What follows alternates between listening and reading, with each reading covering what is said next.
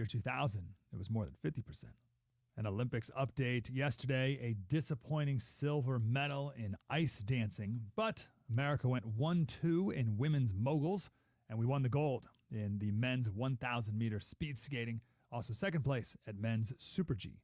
Today, men's hockey has their opening game against Latvia. The medal total so far, Norway in first place with 13 total medals, and America coming back second place right now with 12. Norway has 7 gold, though. We only have 4, but there's 10 more days to go. I'm Mike Slater from the podcast Politics by Faith. Bill O'Reilly has your message of the day. Next. Most people do not want a lecture when they are ill. They want medication fast. But too often, the system makes it harder than it should be. Appointments take weeks. Prescriptions get denied. Your insurance gets in the way. That's why more Americans are switching to all family pharmacy. If you already know what medication works for you, all family pharmacy makes it easy to get it. You order online, licensed doctor reviews a request, and your medication is delivered directly to your own door. They carry everyday prescription medications, antibiotics, ivermectin, NAD+, others you will not always find at big chain pharmacies. So choose freedom. Choose the right pharmacy. Choose All Family Pharmacy. Please go to allfamilypharmacy.com/Bill. Use my code BILL10. Save 10% on your next order. Missouri's premier boat show returns in 2026 as the St. Louis Boat and Fishing Show comes to America's Center the weekend of February 20th through the 22nd. See world-class fishermen working the latest new lures in the hog trough and see how the live fish react. Ride the mechanical bull, see a live stingray encounter. Plus, stop by the STL Power Sports booth and register to win a new e-bike valued at $3,000. The St. Louis Boat and Fishing Show, America's Center, February 20th through the 22nd. Why are you going to work? It's Sunday. It's a brand new show on News Talk STL. JC's Sunday Showgram. We'll talk love this week, the ups, the downs, and we'll address the occasional debauchery that took place at a certain little building on Watson Road in Crestwood back in the day. And have you ever been fired while using a urinal? Guess who was? All brought to you by the Weber Automotive Group. Sunday morning, 7 to 9. Then podcast each Monday on newstalkstl.com. Time now for the O'Reilly Update message of the day. On this Thursday, after all this time, reports are surfacing that Donald Trump called Palm Beach authorities in the year 2006 to warn them about Jeffrey Epstein's conduct. So, Trump haters desperately trying to link the president to Epstein's crimes have been dealt a big setback, right? No. CNN and others are spinning it this way. Trump knew what Epstein was doing and didn't act quickly enough. So, how would CNN know that? It doesn't say. It just continues to throw out ideological nonsense and preposterous analysis every day. Nothing can be done about press deception because of the First Amendment. However, CNN has lost millions of viewers because of its poor and dishonest reporting. Even on breaking news, it's all speculation all the time over there. The network sent Jake Tapper to Arizona to cover the terrible Guthrie kidnapping. Tapper stood in front of a cactus. It was hard to tell them apart. Anyway, very tough these days to get honest analysis, but you knew that. President Trump, all of the information indicates, was not associated with Epstein's crimes. I'm Bill O'Reilly. I approve the message by writing it. You can reach me, Bill at BillO'Reilly.com, Bill at BillO'Reilly.com, name and town if you wish to opine. All right, let's go to the mail. Edwin Pinder, West Haven, Connecticut. Hey, Bill, got to tell you, I'm disappointed that you watched the National Football League and you went to the Super Bowl. You are supporting this controversial stuff by talking about it. Okay, Edwin, my job is to assemble information and give it to you. Edwin, that is my job. We do not do ideology here. This is not an ideological crusade place. You got plenty of those. You don't need another one. So, I go to the Super Bowl, okay? And then I'm doing a story on San Francisco's collapse because I'm there. And then I found out why the Devious Rabbit was given a halftime show. And Edwin, you did not know that Apple was behind it. You didn't know it because no one knew it until I found out. And it wasn't hard to find out. Just because it's me, you know, when I ask somebody something, they usually pony up the information.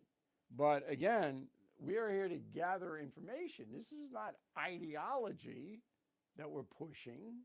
But I appreciate the letter and you watching it. Michael, concierge member. Michael is an advantage in life now. He's got my team behind him. So if somebody does something untoward to Michael, we'll help him. Michael says, I'm not sure I'd call the halftime capitalism in a strict sense. I guess it could be. But in this case, it was not consumer demand in a free market. Yeah, Michael, it was. And you got 138 million people watching. And Apple's going to make a ton of money from downloads with Bad Bunny. They're going to make way more than they invested in the NFL. That is capitalism. In a moment, something you might not know. Here's a bulletin for American homeowners. The FBI has been warning about a type of real estate fraud called title theft. And your equity is a target. With just a forged signature, your ownership can be transferred out of your name. Without protection in place, you are left with an emotional and financial nightmare. That's why I partner with Home Title Lock, so you can find out today if you're already a victim and protect yourself.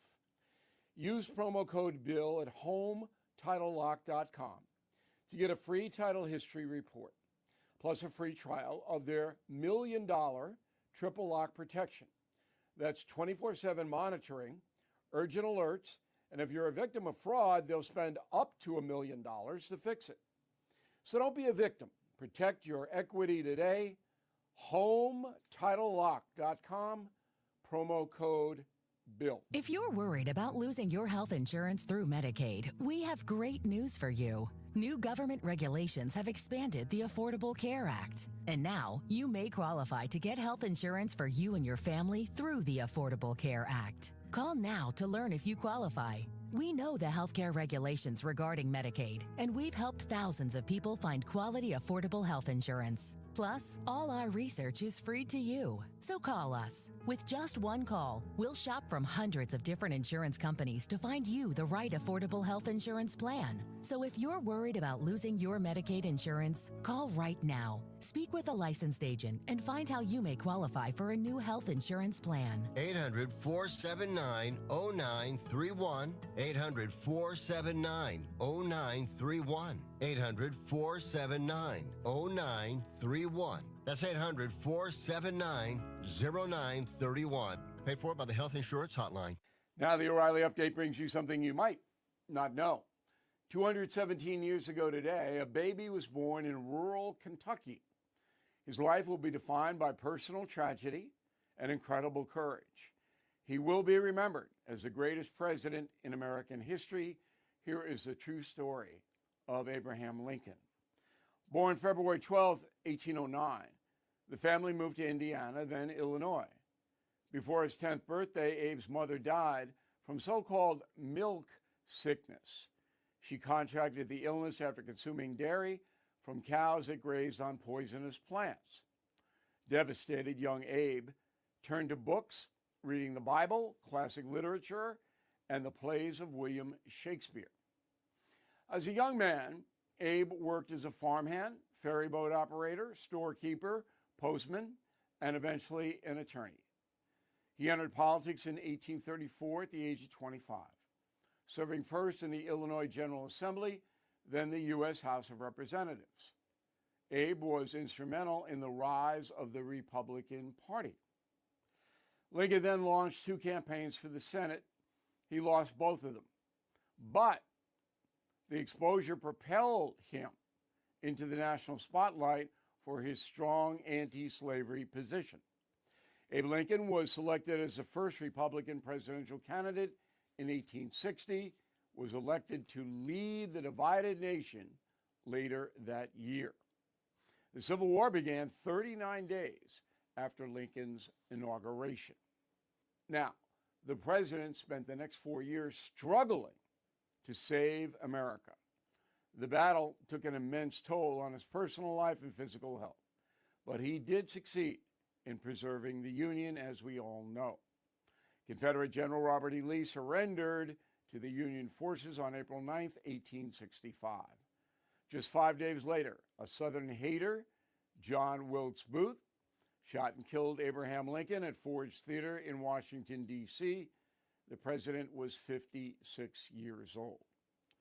For more amazing stories about Lincoln's life and death, please check out my best-selling book, Killing Lincoln. Back in a moment. Are you trapped in a timeshare? Fees rise every year, while availability keeps shrinking, and resorts make exiting nearly impossible. That's why I endorse only one timeshare exit company, Lone Star Transfer. They're family-owned, transparent, committed to treating every client with respect while telling you the truth. Lone Star Transfer has helped more than 40,000 owners exit their timeshares legally and ethically through a simple, proven process. First, you receive a complimentary case review to confirm eligibility. Next, an exit strategy is customized to your specific situation. Finally, the Lone Star Transfer team implements your plan, guarantees results. I have partnered with the owners for more than 5 years, personally witnessed the outcomes delivered to our listeners. No surprise fees, no unused vacations, no stress, peace of mind. So please visit LoneStarTransfer.com or call 855-551-7066. Thank you for listening to the O'Reilly Update. I am Bill O'Reilly. No spin, just facts, and always looking out for you. KLGY HD3 Clayton, K270BW Bellefonte, KNBS Bowling Green. This is News Talk STL at 1019, 94.1, and always streaming at newstalkstl.com. News this hour from Town Hall. I'm Keith Peters in Washington.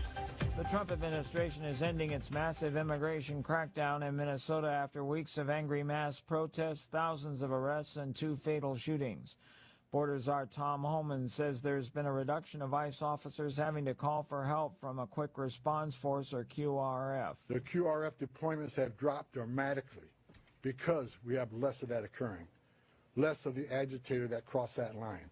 That is a good thing. That is a win for everybody, not just for the safety of law enforcement officers. It's a win for this community. Minnesota Governor Tim Walz says Homan assured him immigration officers will leave immediately. So as soon as they can pack their stuff, book a plane, move on. I would volunteer. We will help you get to the airport. We will clear the roads to get you to the airport. The Environmental Protection Agency has revoked a key scientific finding that supported U.S. regulations on greenhouse gas emissions. This decision rescinds a 2009 declaration that carbon dioxide and other gases endanger public health. President Trump says the move will save Americans a lot of money when buying vehicles. This action will eliminate over $1.3 trillion of regulatory costs and help bring car prices tumbling down dramatically. You're going to get a better car. You're going to get a car that starts easier, a car that works better for a lot less money. Environmental groups are certain to challenge the action in court.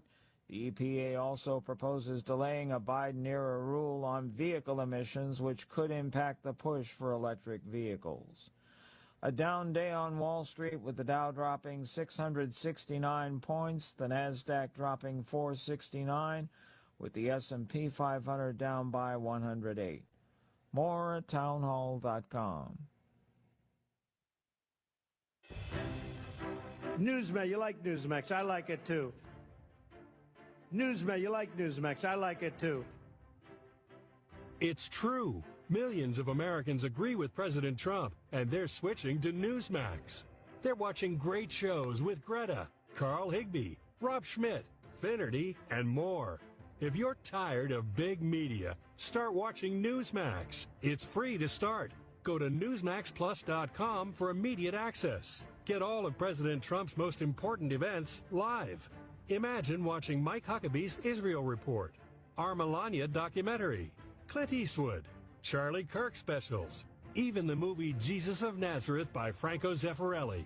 Once you start Newsmax Plus, you won't stop. So try it for free.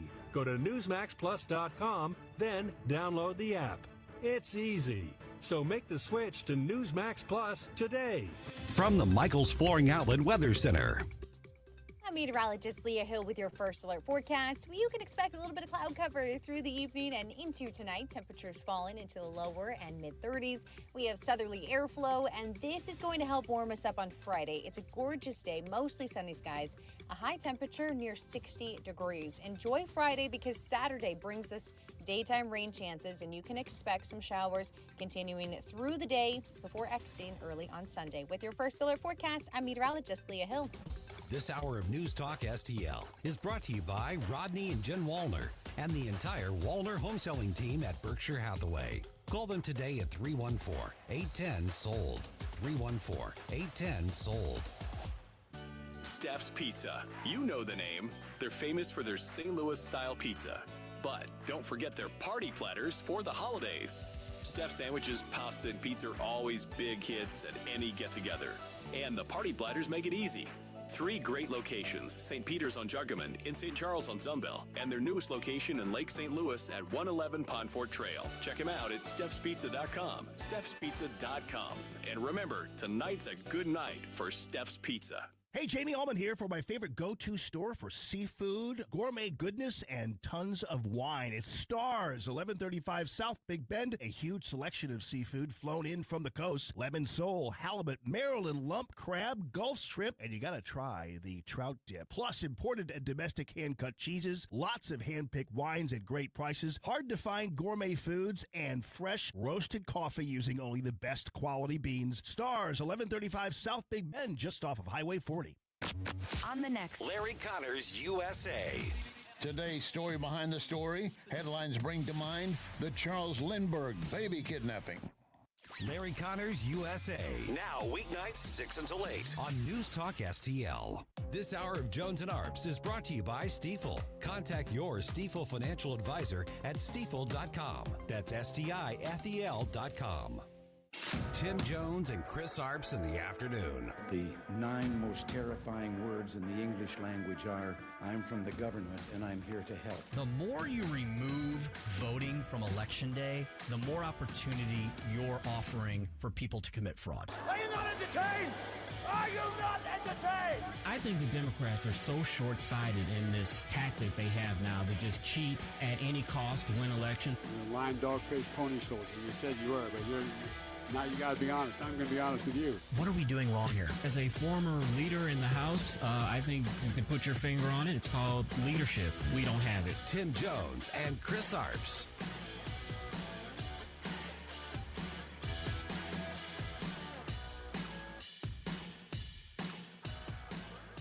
In the hundreds of millions of dollars to terrorist groups, to transnational criminal organizations, to the drug trade, to drug trafficking, to child trafficking. And you took $10,000. That's a lie. And helped them do it. You know, the other thing is whistleblowers came to you as early as 2019. Let's look. As early as 2019, whistleblower. Don't talk over me. No, as early as 2019, it's my hearing, pal. As early as 2019, don't call me whistleblowers came to, well, I should call you prisoner because you ought to be in jail. Well, we'll see what you can do about it. In 2019, whistleblowers came to you in your office and referred to you fraud allegations from Feeding Our Futures, and you blew them off. Listen, your own state newspaper investigated it, the Minnesota Star-Tribune. The fireworks were flying on Capitol Hill, and our own Missouri U.S. Senator Josh Hawley was leading the charge of lighting the fuse. Keith Ellison there, the extremely corrupt attorney general. I cannot believe that guy still holds political office of the not-so-great state of Minnesota in the hot seat, Chris, up on Capitol Hill. Man, I'm glad we weren't on the air when that was being played because I was cursing all up a storm, but in a good way for Josh Hawley. Wow, that was impressive, and I like seeing that because yesterday we saw Pam Bondi on the Hill being grilled by the Democrats. So it was nice to see somebody on our side give it to their side today. But go Josh Hawley. I'm not always happy with some of the positions that you take and some of the things that you advocate for, but right here, I'm behind you 100%, Senator. Agreed and agreed. And I knew the hearing was going to take this turn, Chris, and it was pretty much obvious to anyone who was watching when out of the gate, the first question that Josh Hawley presented to Keith Ellison was, you are the Attorney General of the state of Minnesota, correct? There was a pause and silence, and Keith Ellison was looking at him, and he said, you know who I am. I'm like, you got to be kidding me. You can't even you're going to be so combative that you won't even agree as to who you are for the record. That's called establishing the record. That's called identifying who the Senate is speaking with. And they went round and around on who are you right now testifying for like 5 minutes before Josh Hawley moved on to a more substantive set of questions. Yeah, and of course that is Mr. Ellison, the AG of Minnesota, playing to the Democratic base. They want fight, they want fire, they want somebody taking on Donald Trump and the Republicans. So he did his part today. But if this was a boxing match and that was the first round, you know how they judge boxing matches 10-9, on the point schedule. I have to give that round definitely to our senior citizen from Missouri. Absolutely incredible. It's amazing. On top of that hearing yesterday, there was a big news today. The Border Czar Tom Homan announced that they will be removing troops from the ICE agents out of Minnesota shortly. They're going to just leave a small contingent of people there. So be interesting to see how Minnesota, Minneapolis, that region fares with the ICE agents being removed. And I'm sure the next few days they'll be crowing about the so-called victory that they've had, that they've been able to drive the ICE agents out. So that'll be the story coming up here in the next few days, of course. Yeah, and it'll be up to the more factual networks to report on what's actually going on, which is that local law enforcement has agreed to work with the feds. I'm sure that Homan will be keeping a very close eye on Minnesota, on Minneapolis, and if things get out of hand, I doubt Tom Homan will hesitate to send in forces once again. Meanwhile, the Trump administration also announcing today that they have found not dozens, not hundreds, but thousands of missing migrant children who went missing under Joe Biden's administration in Minnesota. Yeah. Homan said in a statement today that for those who say that we are backing down from the immigration enforcement or the promise of mass deportations, you are simply wrong. Prioritizing public safety threats and national security threats doesn't mean we're forgetting about everybody else. So Tom Homan trying to head off the criticism from, I'm sure, our side that I think maybe we are retreating, or the Democrats feeling that they have won this battle. They have not. Donald Trump and Republicans, this is an issue for us, is illegal immigration, and that's not something that we're going to be backing away from anytime soon. It was also announced back in January, and this was done quietly, but the Trump administration has pulled troops out of Portland, Los Angeles, and Chicago, but there are still troops in Washington, D.C., and Memphis and New Orleans. So the fight continues. Yep, and the Trump administration continuing to deport illegal aliens, just like the Obama administration did, just like every administration, Republican and Democrat, before them. And I hope Democrats stay on the wrong side of this issue, because CNN, the excited Harry Enton, the excited Enton from CNN, had some brand new polling out over the last 24 hours indicating that depending on, and he was comparing a bunch of different polls from a bunch of different sources. And whether you look at the Rasmussen poll, the CNN poll, there was a couple other polls he mentioned, Americans are in favor of deporting illegal aliens anywhere between 55 to 65% of Americans. So a majority to a strong majority of Americans when asked, and Harry Enton described it as a very blunt question. The question in all the polls was, do you favor deporting illegal aliens? That was the question. And 55 to 65% of Americans said, yes, we do. That's a good thing. And you can see that the Democrats are going to continue to double down on stupid. Brand new governor, Mikey Sherrill, I think that's how they say her name. She announced a portal, Tim, in New Jersey, that the citizens there can upload photos and videos of federal immigration activity. And she signed an executive order banning ICE agents on New Jersey state property. So I think we're going to see a battle there between the federal government and the state. Who has jurisdiction there? I think ultimately the federal government does if there are illegal aliens in that state. That's their job to remove them. So Mickey Sherrill trying to make a statement early in her gubernatorial run. Yeah, Democrat leaders are upset that the Trump administration is trying to deport their illegal Democrat voters. I mean, that's really what it comes down to. We were called xenophobes and racists when we brought up the theory that that's why they wanted all these people to flood in under Joe Biden, and that's what they're fighting against, the deportation of criminal illegal aliens, because they want them to be able to be utilized as future Democrat voters. You know, I would like to dive down deeper into that poll because a majority of Americans do support deporting illegal aliens, but if you look at other polls, they say that they want the hardcore criminal types being removed, people that have been here for a long time that are supposedly upholding the law, being good, quote-unquote, citizens. They want them to stay or to find a citizen of legality for them.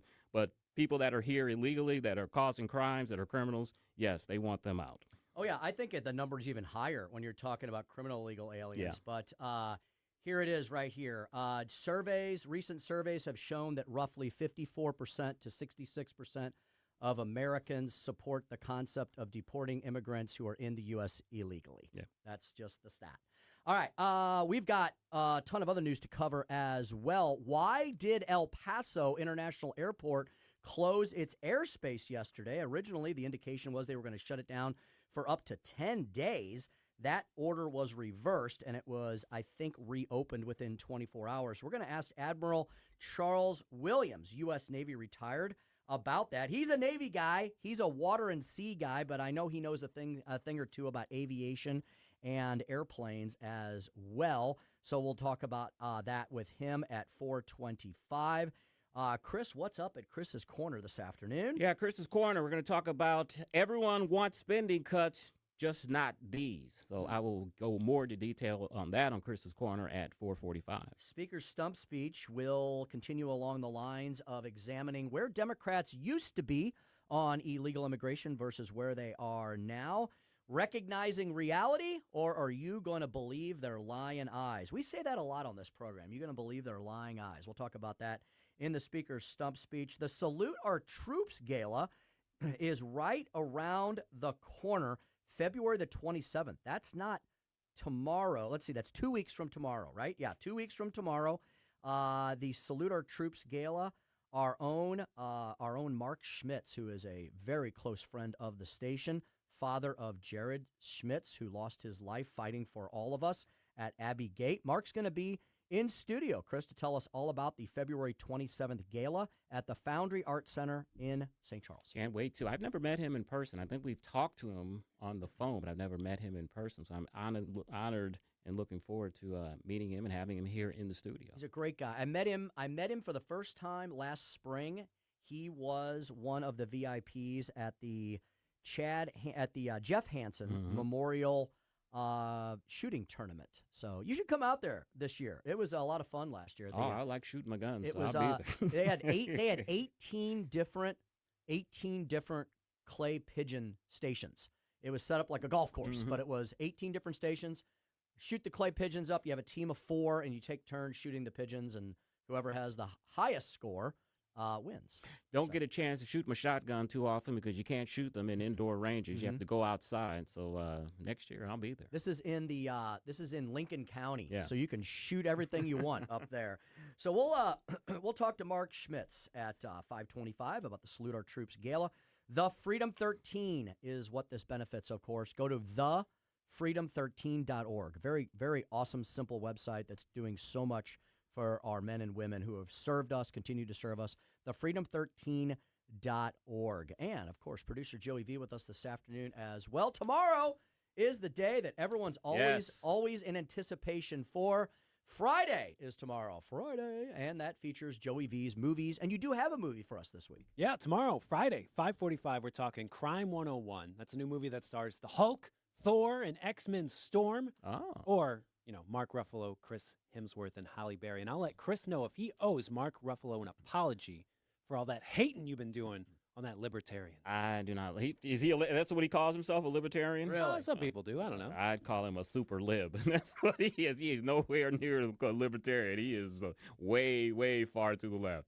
But it's a crime whodunit. Three people's lives come together in L.A. on the 101 freeway. Okay. Would you compare it to some of the classics like Fear and Loathing in was it Fear and Loathing in Las Vegas? You were saying Heat? Heat? Is it more like Heat? It's really trying to be like Heat. Oh, it's visually trying to be with like Heat. Maybe Okay. a tint of blue. That's something people really think about. Michael Mann's tinting of blue all over L.A. for Heat.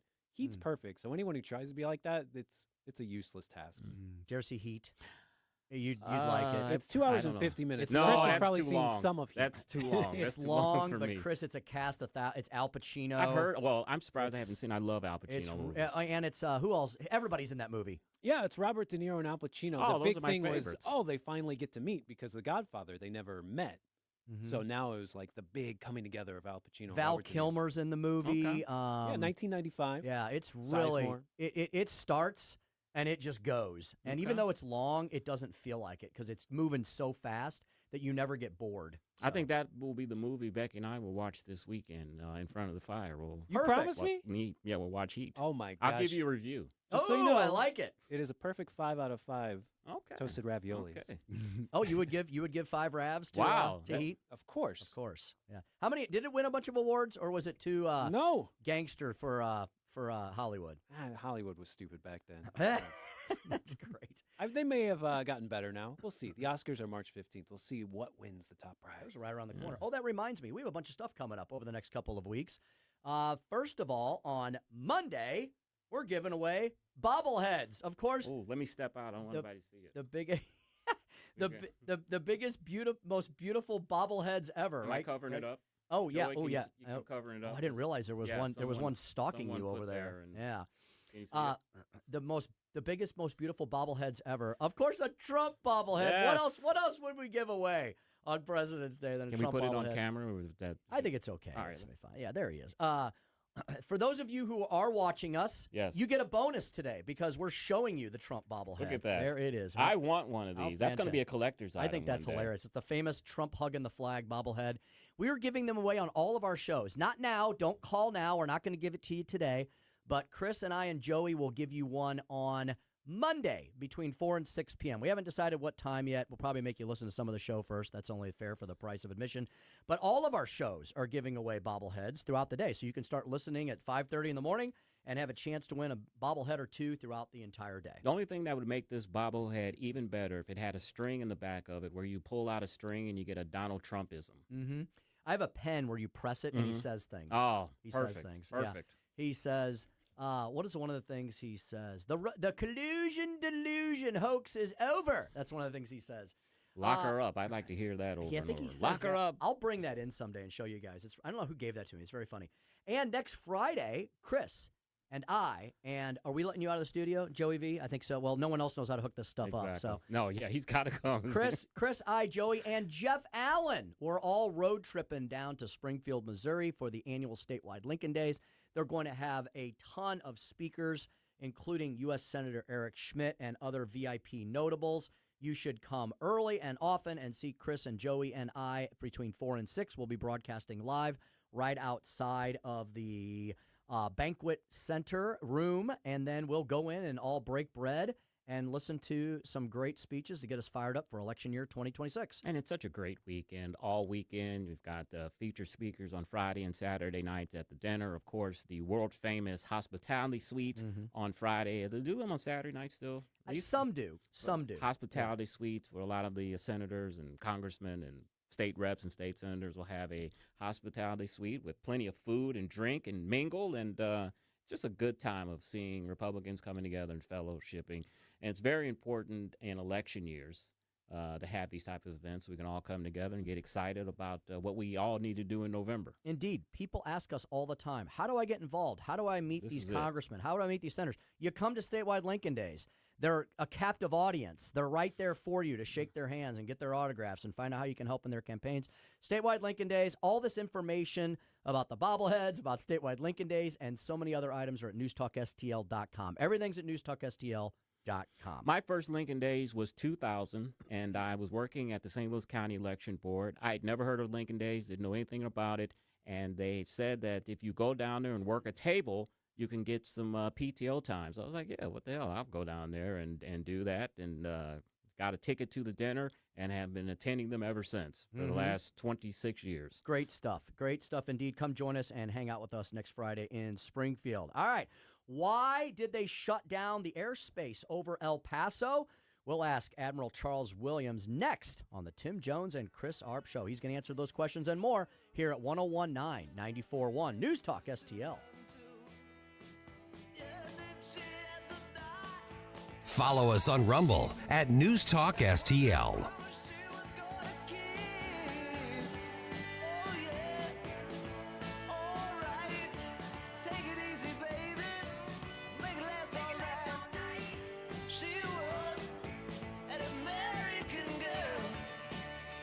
From the Michaels Flooring Outlet Weather Center.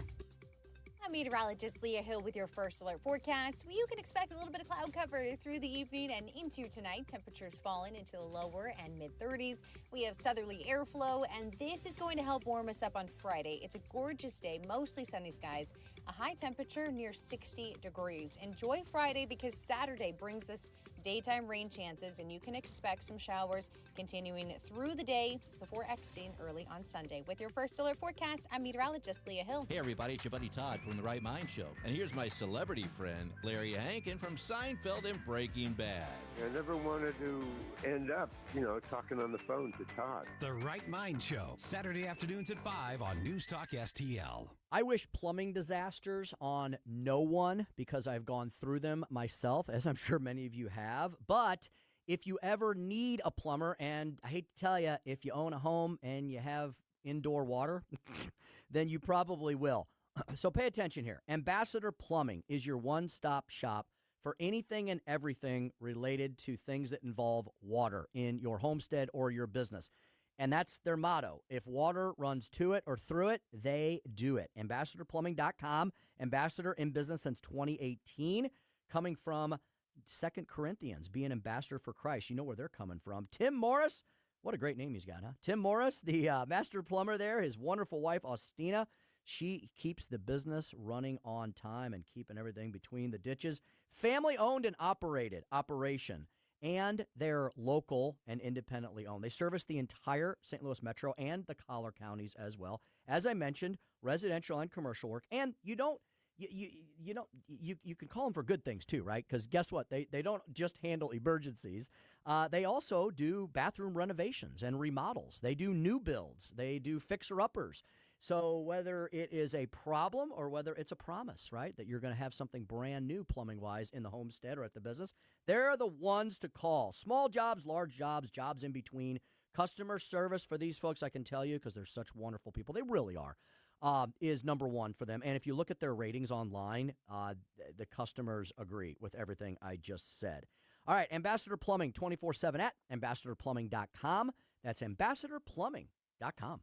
Hey, Jamie Allman here. When your car needs attention, trust who I trust. Benchmark Complete Auto in Valley Park. 25 years as a family-owned and operated company, Benchmark is your Napa Auto Care Center for nearly every maintenance and repair, using the latest technology and top-quality parts. Need help with the bill? Well, ask about Napa's Easy Pay financing. Mention Jamie Allman and News Talk STL and get 10% off. BenchmarkAutoRepair.com, BenchmarkAutoRepair.com.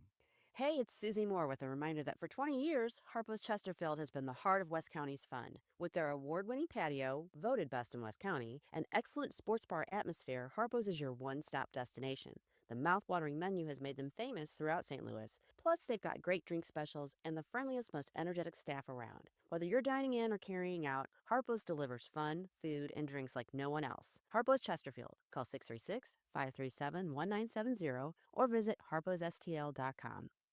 This Steve Bucci update is brought to you by Hydrodynamics. For all your lawn irrigation, outdoor lighting, drainage, hardscapes, and turf management, online at hydrodynamicscorp.com.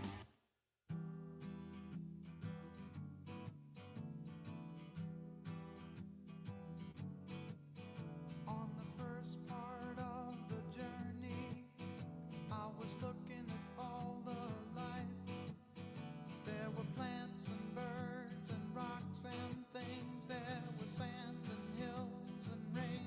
You're listening to Tim Jones and Chris Arps.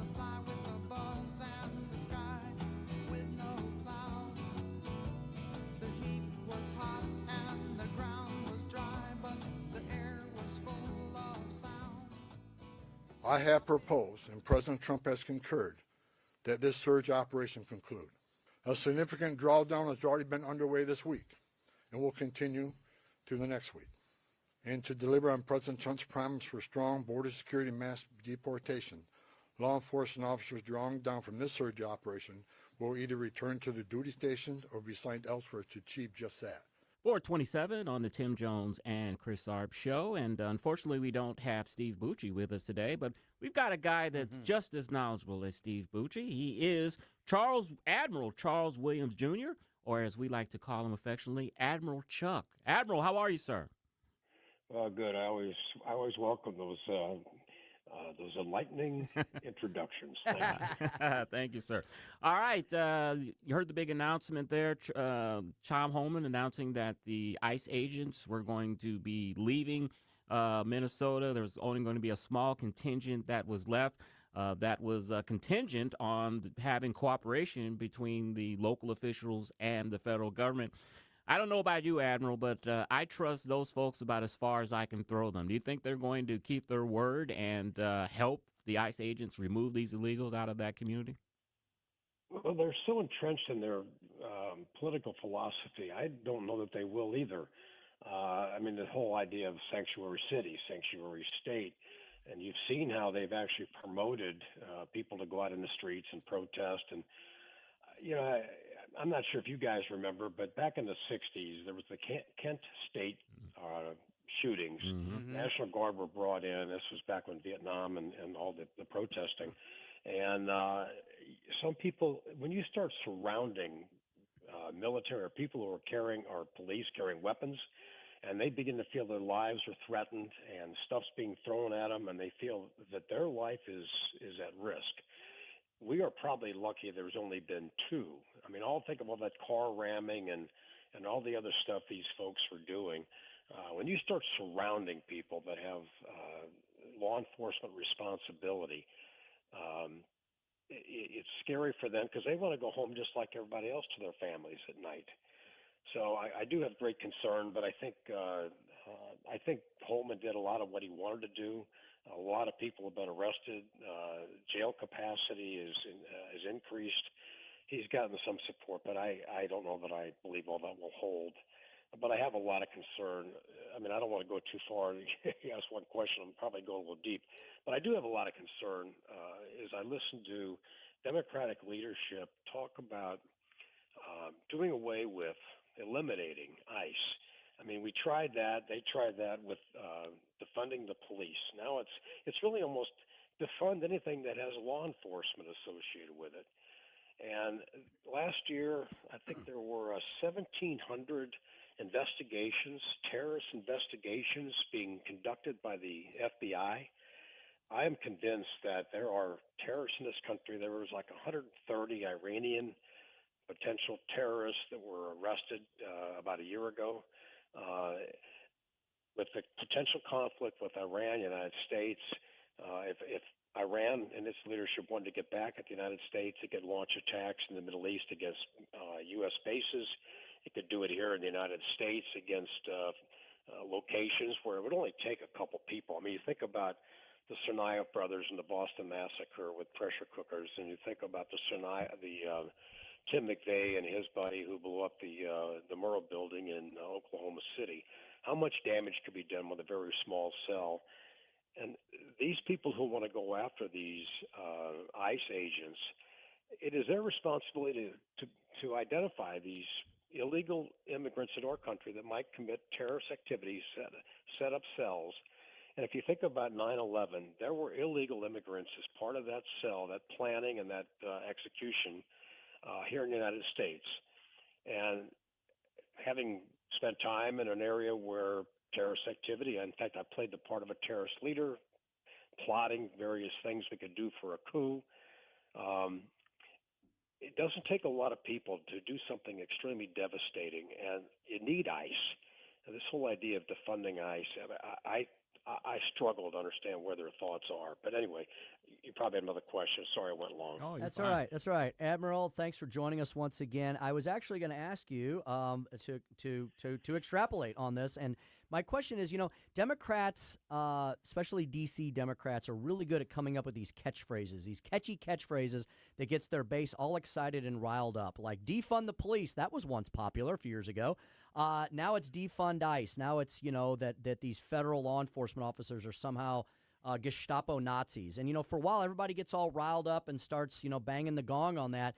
But then it seems, Admiral, that when these really bad, misplaced policies with these fancy catchphrases go south and it starts affecting people directly, Americans seem to recoil against that, right? I mean, Americans generally, I think a majority of Americans still want to feel safe and secure in their person, and they don't want their communities to be ravaged by criminal illegal aliens. What say you as to that? Well, that is the primary role of the United States government, is to provide security for its people. I think that's what ICE is trying to do. You're trying to all these people that came in unlawfully during the Biden administration. They came into this country in an amount of something like 20 million is a pretty realistic guess. Who are all these people? We don't know who all these people are, and by law, if you let them in unlawfully, but the legal framework is then to remove them from the country. That is lawful.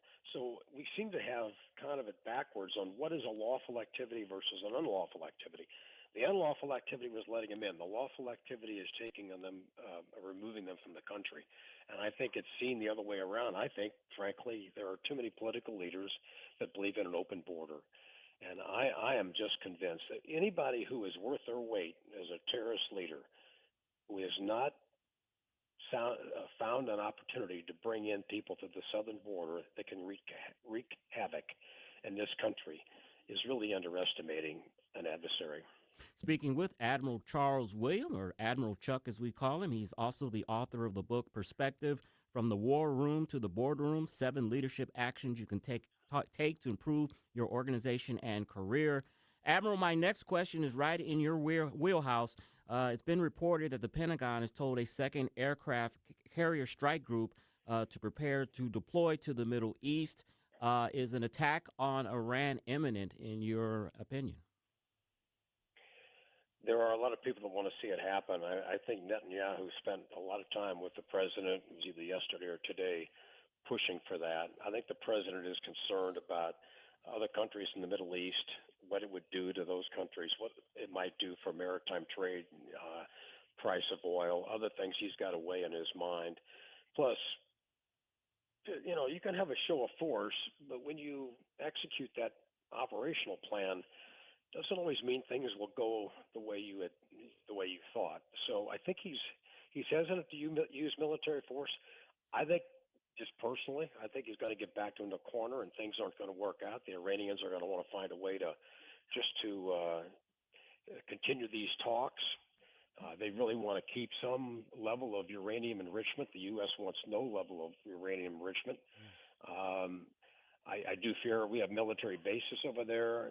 Israel could be at risk if Iran decided to launch some kind of attack in retaliation. I always say you got to take out what can hurt you, take out missile sites, radar sites. I'm sure the Navy has made all kinds of plans to execute a plan to diminish any retaliation on the part of Iran. But it's a tough neighborhood. I've been to Oman, just as a little side issue here. So the Omanis really they play a great role. They're right across the Persian Gulf from Iran. They have a relationship there. They have a relationship with us. They value the relationship. When I was the assistant secretary, I went over there, met with their Ministry of Defense about building a facility there for the Navy that we could prevent the flow of oil if there was ever a conflict coming out of Iran going into places like China and other places. But 20% of all the world's oil flows through that strait. And I think it's critical. And the Omanis, I think, are sensitive to what can go wrong if there is a war or a conflict. So they want to be helpful. They're good people. They're trying. And Let's hope something can be done. But you think about 20, 30,000 lives have been lost, and we have threatened that we will help those folks. At some point in time, I think we have to do something to stay true to our word. I don't know what that will be. Somehow convince the Iranians they've got to stop, and maybe there's some transition in government, kind of like Venezuela. But, I think it's still early in the game and a little tough to tell. But 2 carrier strike groups, if you think about that, aircraft carriers, destroyers, submarines, you've probably got 80 airplanes aboard each of those 2 aircraft carriers. You've got a lot of firepower that you can use. And the military is an extension of foreign policy. The president wants to know what his options are. Maybe he's created a plan for them, and so it's up to him to make that decision. And let's hope it works out well for us. Admiral Charles Williams, our guest here this afternoon, U.S. Navy, retired. Admiral, many of us were surprised yesterday morning when we heard that the airspace around the El Paso, Texas International Airport was going to be closed for up to 10 days. They reversed that decision, and I believe the airspace is now reopened, but we heard a variety of different reasons, everything from potential Mexican drug cartel drones to maybe a potential terrorist threat. What did you take from that report yesterday? And I guess it reminds us that we still live in a pretty dangerous world, don't we? We do. There hasn't been a lot of detail that's come out from anybody. I mean, I saw something from the president of Mexico. I've seen some reports from the Pentagon. I've seen some reports from the Department of Transportation. The FAA, that would have been the Department of Transportation to issue that. Now, at whose request, I don't know. Having been an airline pilot, I can tell you that there are not that many flights that happen from 10 o'clock in the evening until 6 o'clock in the morning. So cargo flights perhaps, but not a lot of passenger flights. So I don't know how disruptive it really was. 10 days would have been that'd have been a lot of time to shut down an airport that has a fair amount of activity. But I'd hate to speculate on what it was: drones, cartels, an adversary. We've had these Chinese balloons fly over locations. We have a military base not all that far from there. I just don't know, because the details have been so skimpy that have come out, that it's got to involve. It's nothing DOW, Department of War would have done. It would have been in conjunction with, I'm sure, with the White House and with Department of Transportation. They would have been the ultimate authority to close that. Mm-hmm. Admiral, NATO announced a command restructuring plan with the United States, giving up 2 allied operational level commands to European countries. The United Kingdom and Italy will take over command of Joint Force Command Norfolk and Joint Force Command Naples, respectively, from the U.S., while Germany and Poland will share command of Joint Force Command Brunsum on a rotational basis. Your thoughts on these changes? Well, I think what the president is trying to do, and has been trying to do for some time, is put more responsibility on NATO. I think NATO has sat back and not relaxed, but counted on the United States to come in and be the one that would carry out the day, the one who would put the money into the programs, provide military equipment. I think the president's been pushing hard for greater expenditure on the part of NATO. But I think this is one way to say, look, we're going to give you more authority. We don't have the ability to be everywhere. We're going to give you more responsibility. These are things you can take care of, and we want a better relationship militarily between these commands. So yeah, let's let the Europeans have some more say, more influence of decision making. So I don't see it as a problem. I think it's a good thing. And we have been speaking with Admiral Charles Williams, Jr. He is the author of the book Perspective: From the War Room to the Boardroom, 7 Leadership Actions You Can Take to Improve Your Organization and Career. Tell folks where they can get the book, Admiral. Well, it's available at Barnes & Noble or Amazon. Either one, you can go online, order it, and I would appreciate it if you did that. I think you might there are some tips in there. If you're a senior level person developing and mentoring talent to be the next generation of leaders, or you're a junior person who wants to try and figure out how do I get ahead in this organization, there are tips in there for both. Admiral, thank you so much for your time, and we appreciate you filling in on short notice there for Steve Bucci. Always look forward to talking to you, and we'll talk to you again in the near future.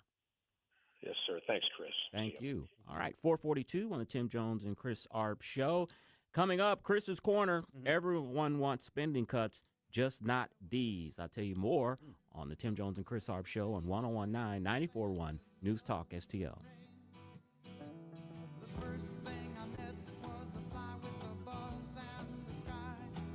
Dropping truth bombs and making you think.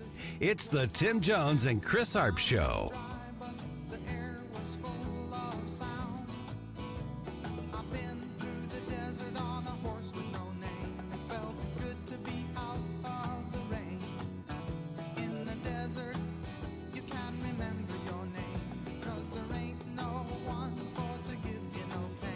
From the Michaels Flooring Outlet Weather Center. I'm meteorologist Leah Hill with your first alert forecast. You can expect a little bit of cloud cover through the evening and into tonight. Temperatures falling into the lower and mid-30s. We have southerly airflow, and this is going to help warm us up on Friday. It's a gorgeous day, mostly sunny skies. A high temperature near 60 degrees. Enjoy Friday because Saturday brings us daytime rain chances, and you can expect some showers continuing through the day before exiting early on Sunday. With your first alert forecast, I'm meteorologist Leah Hill. Free speech is alive and well in America right here. It's about time somebody stood up for true American values. What this country needs is some backbone. Finally, a president who wants to make real change. 101.9 and 94.1 News Talk STL.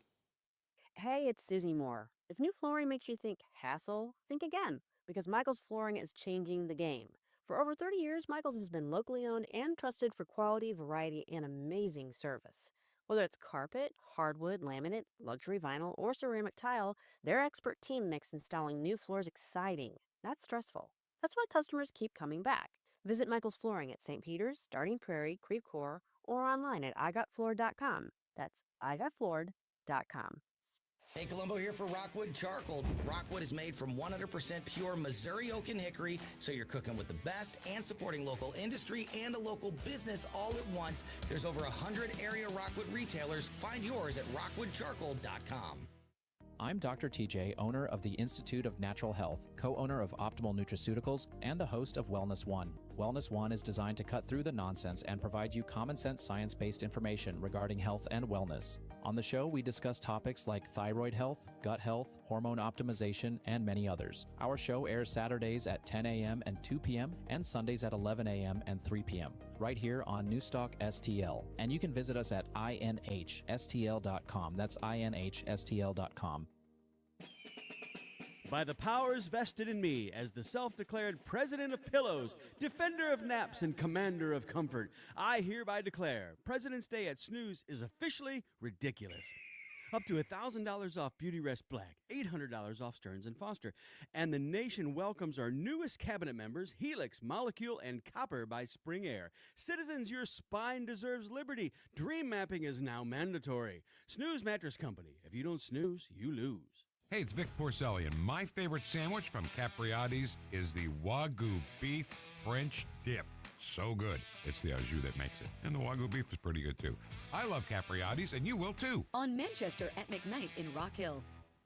This hour of Jones and Arps is brought to you by Stifel. Contact your Stifel financial advisor at stifel.com. That's STIFEL.com.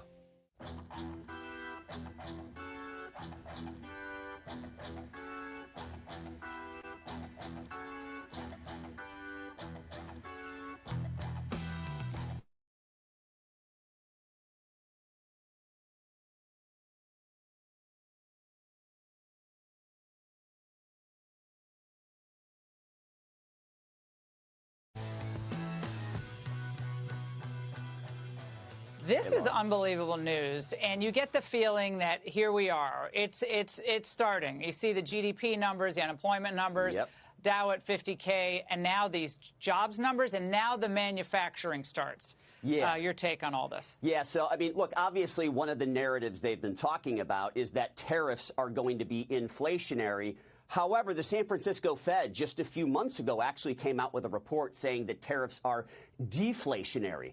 And when you look at everything that's going on, the one thing that's certainly not being priced in right now is the fact that over the course of the next few months, Laura, there's an expectation that we will have an extra $150 billion in tax refunds hitting consumer bank accounts from the One Big Beautiful Bill over the course of the next few months. So that is going to light a fire under everything as well. The economy is firing on all cylinders right now. 447 on the Tim Jones and Chris Arps show. Yes, because of the Big Beautiful Bill, the tax rebates are going to be retrofitted or whatever, retro to last year. So people should be getting a lot of money back more than expected in this year's tax returns.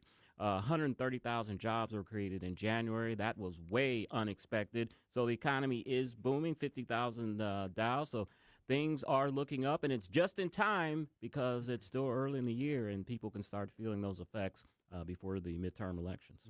Americans, Chris, when they end up with extra money in their pockets, tend to spend that money. They tend to juice the economy.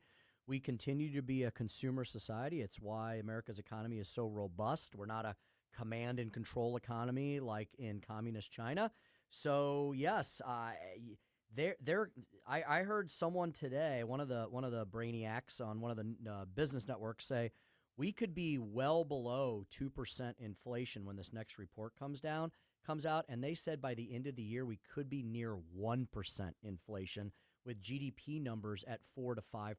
So Excellent. I don't know what the media is going to complain about then, but they'll find something. They will. All right, Chris's Corner. Speaking of spending, everyone wants spending cuts, just not these. Chris.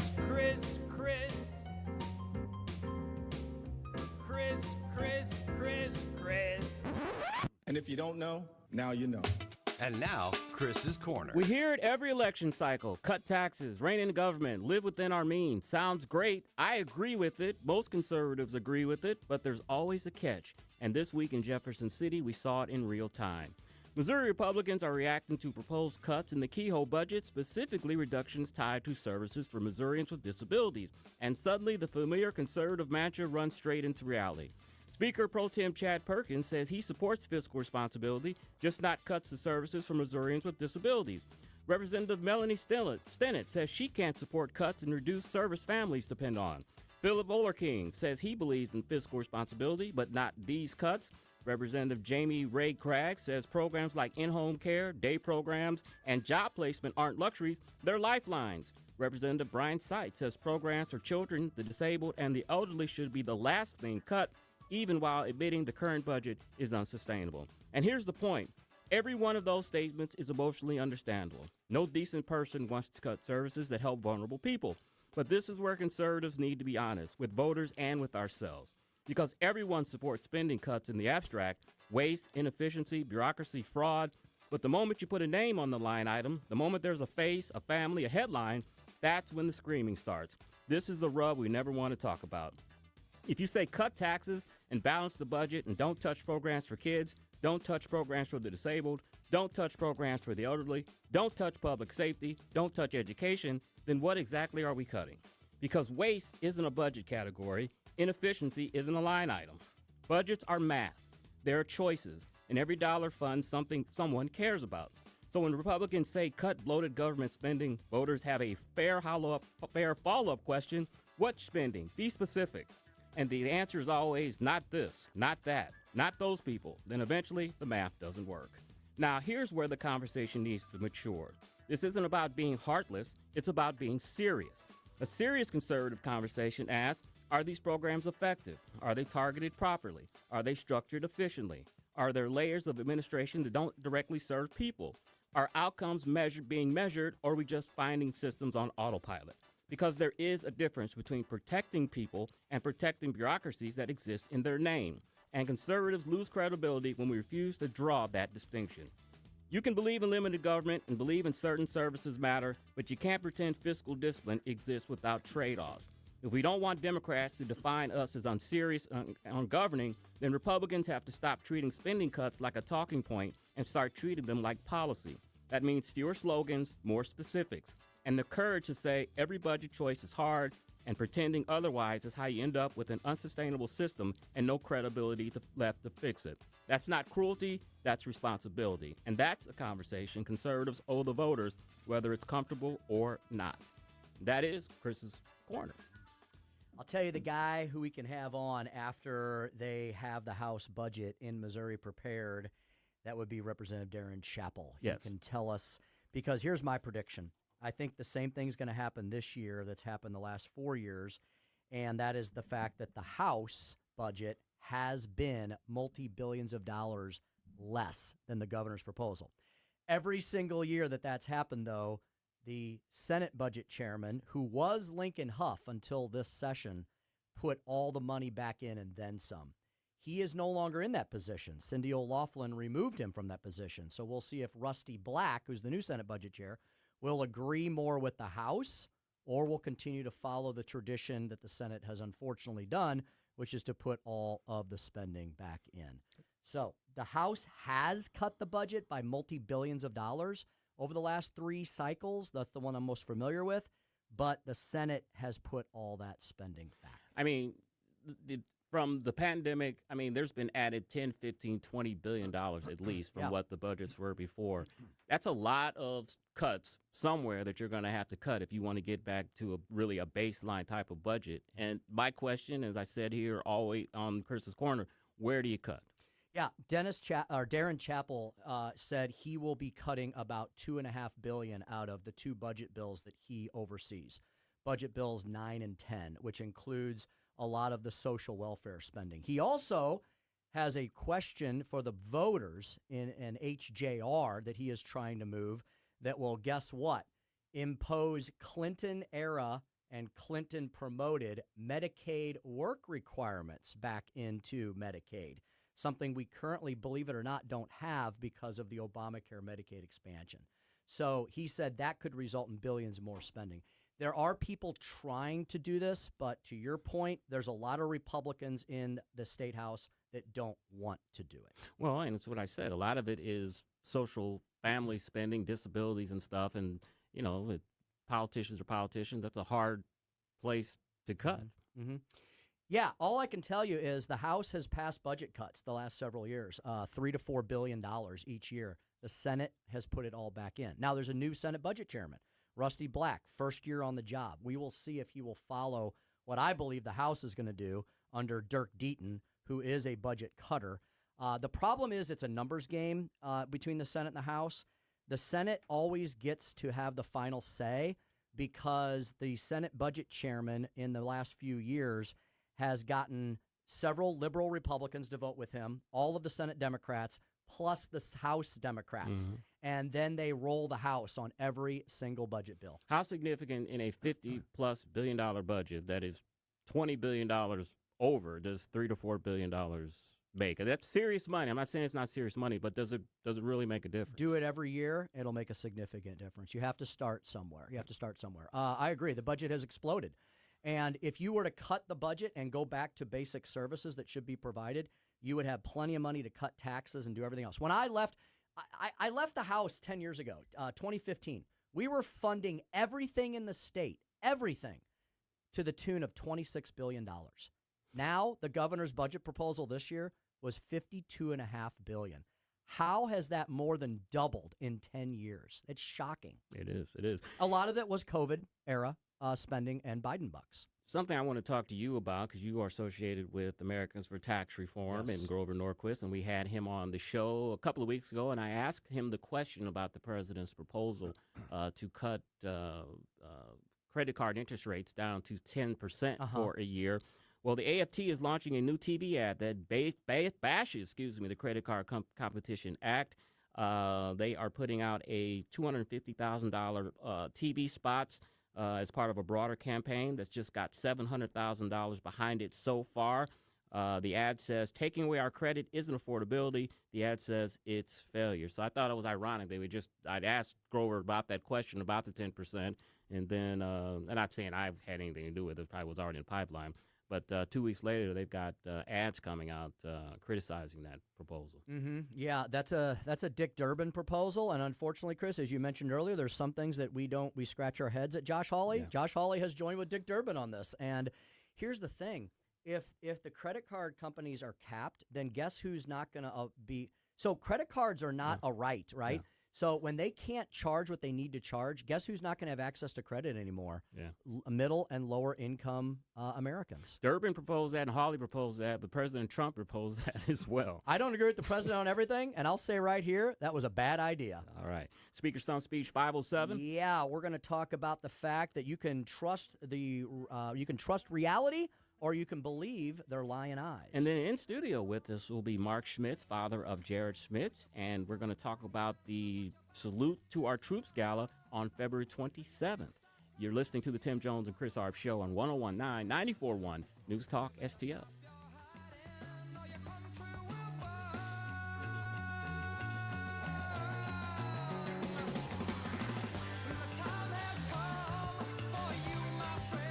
The Herzog Foundation is the vision of its founder, Stanley Herzog, and it exists to promote quality Christ-centered K-12 education nationwide. Hi, this is Chris Stegall with the Herzog Foundation. We offer a wide variety of resources relevant to today's families, including a free online publication called The Lion.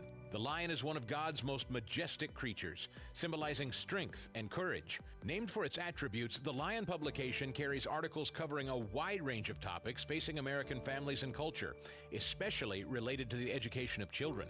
The Lion can be found online at readlion.com. That's READ lion.com. Sign up for The Lion at readlion.com and find dozens of must-read articles published every day. Visit readlion.com and subscribe for the weekly and daily digests so you never miss an article. Readlion.com. That's readlion.com. News Talk STL is proud to have Doug Voss of Safe Bunny Radio as part of our lineup each week. Doug has been a staple on the St. Louis radio airways for many years as one of the leading financial experts in the area. You can now hear Doug and Safe Bunny Radio every weekend on News Talk STL. But in case you miss anything, you can check it all out at DougVossSafeBunnyRadio.com. What else do our listeners need to know, Doug? Simply put, I focus on helping pre-retirees and retirees build, preserve, and protect retirement assets, and I've been helping my clients solve their insurance and financial needs for the past 33 years. I also strive to educate my clients on how to prepare for retirement, minimize the impact of market volatility on their assets, and deal with the challenges of increased longevity. Call me today at 844-676-SAFE. That's 844-676-7233. Doug Voss is a registered representative. Securities offered through DHL Securities, LLLP. Member FINRA and SIPC. KLGY HD3 Clayton, K270BW Bellefonte, KNBS Bowling Green. This is News Talk STL at 101.9, 94.1, and always streaming at newstalkstl.com. News this hour from Town Hall. I'm Keith Peters in Washington. The Trump administration has revoked a key scientific finding that supported U.S. regulations on greenhouse gas emissions. White House correspondent Greg Clugston reports. President Trump's EPA rescinded a 2009 declaration that carbon dioxide and other gases endanger public health. The president hailed the move to roll back climate regulations. This action will eliminate over $1.3 trillion of regulatory costs and help bring car prices tumbling down dramatically. He argued that the Obama-era scientific finding had no basis in fact. However, the administration's decision is expected to spur legal challenges. Greg Clugston, Washington. President Trump's multi-billion-dollar lawsuit against the BBC will go to trial in 2027. Correspondent Karen Shamas reports. A U.S. judge has ordered a trial date for February 2027. He rejected an attempt by Britain's national broadcaster to delay proceedings. Trump filed a lawsuit in December 2025 over the way the BBC edited a speech he gave on January the 6th, 2021. The president is claiming $5 billion for defamation and a further $5 billion for unfair trade. The publicly funded broadcaster has apologized to Trump over the edit of the January 6th speech, but rejects claims it defamed him. Karen Shamas, London. A federal judge has blocked the Pentagon from punishing Democratic Senator Mark Kelly, a former U.S. Navy pilot, for participating in a video that called on troops to resist unlawful orders. A down day on Wall Street with the Dow dropping 669 points, the Nasdaq lower by 469, with the S&P 500 declining 108. More at townhall.com.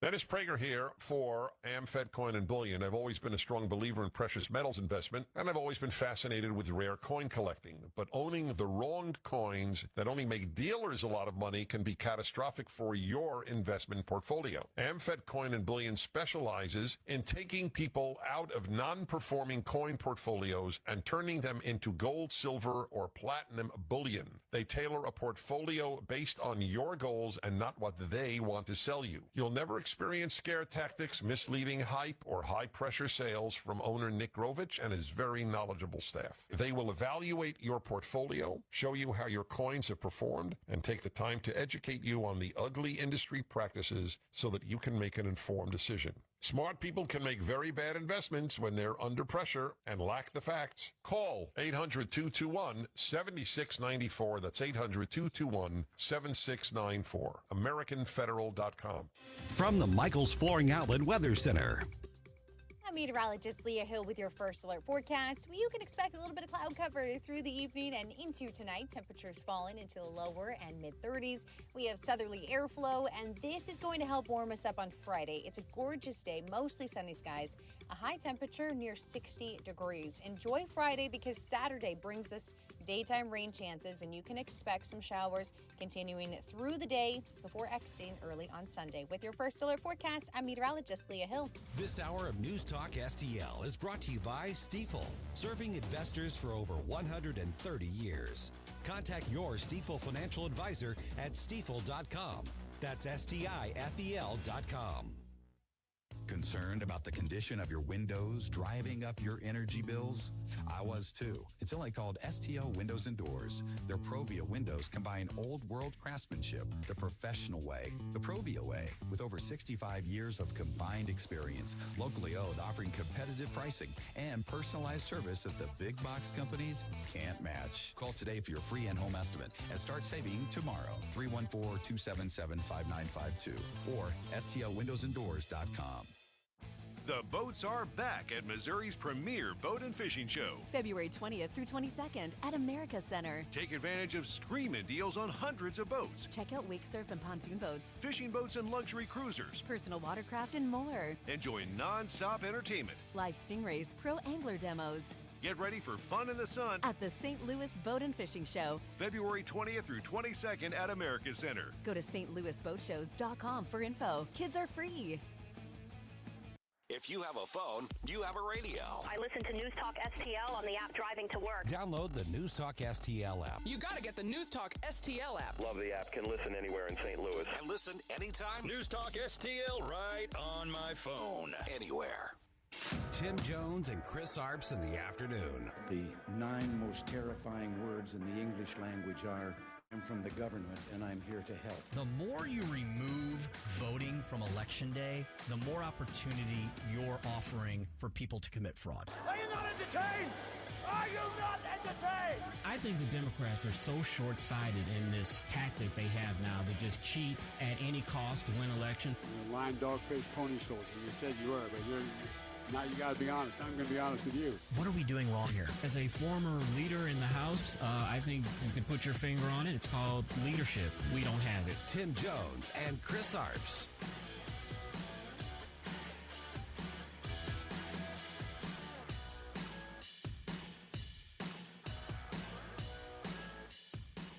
This is a big one if you're into environment. This is about as big as it gets, they tell me. But I'm pleased to be joined today by EPA Administrator Lee Zeldin. Under the process just completed by the EPA, We are officially terminating the so-called endangerment finding, a disastrous Obama-era policy that severely damaged the American auto industry and massively drove up prices for American consumers.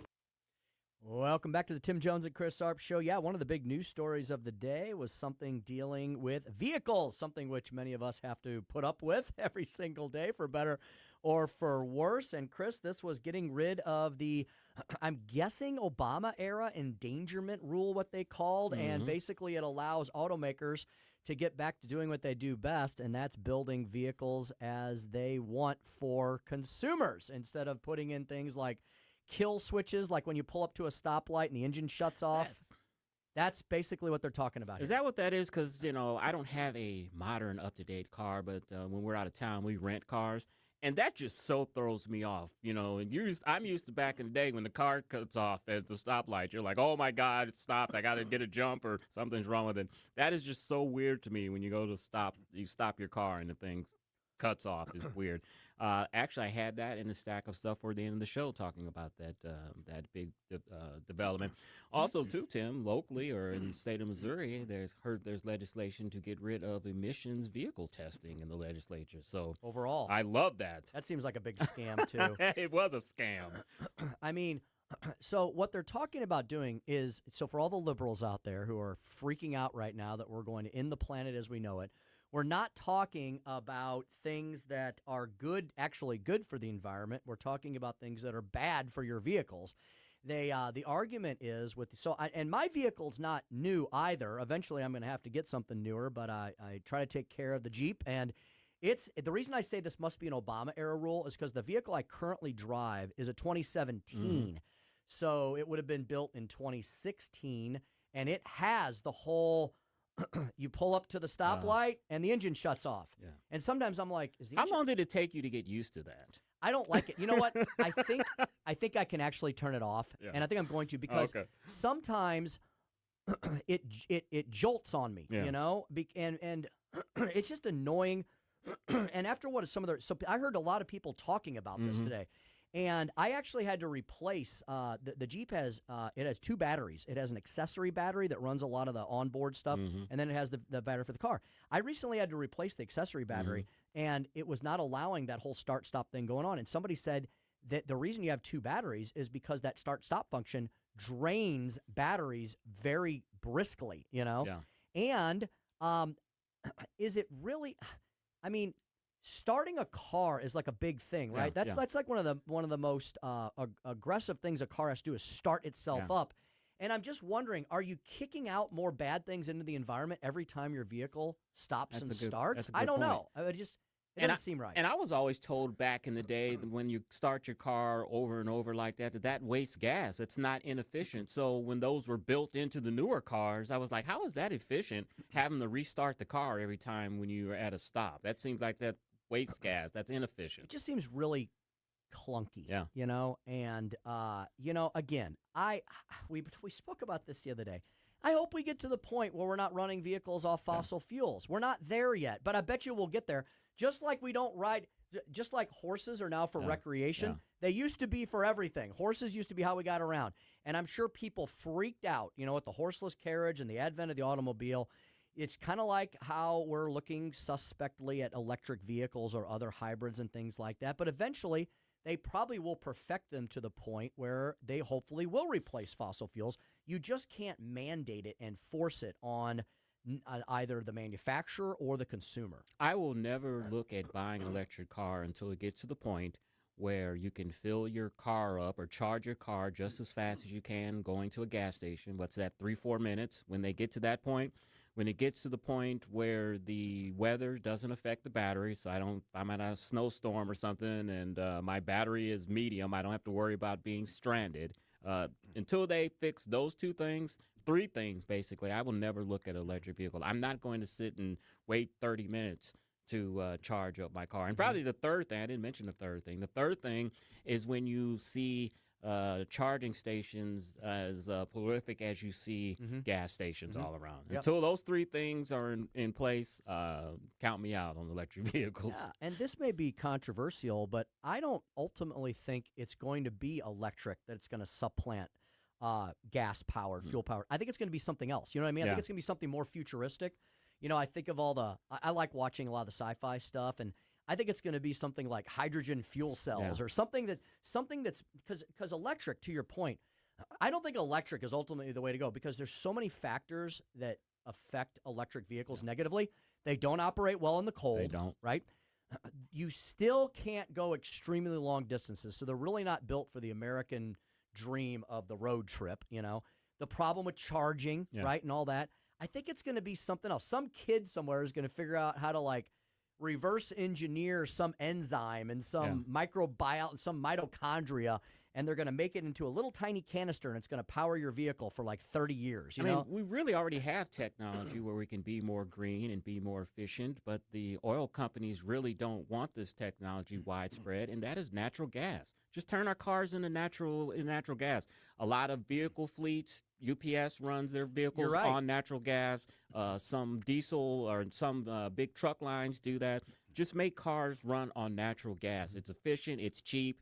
But I always heard that the oil companies are not in favor of that. They make more money from gasoline than they do on natural gas. So that's why the oil lobby has squashed that. I'm sure there's a lot of things that don't happen because some of the big boys don't want them to currently happen. When we're forced someday to do something, I don't want anybody to worry. We will continue to have vehicles. We'll continue to heat our homes.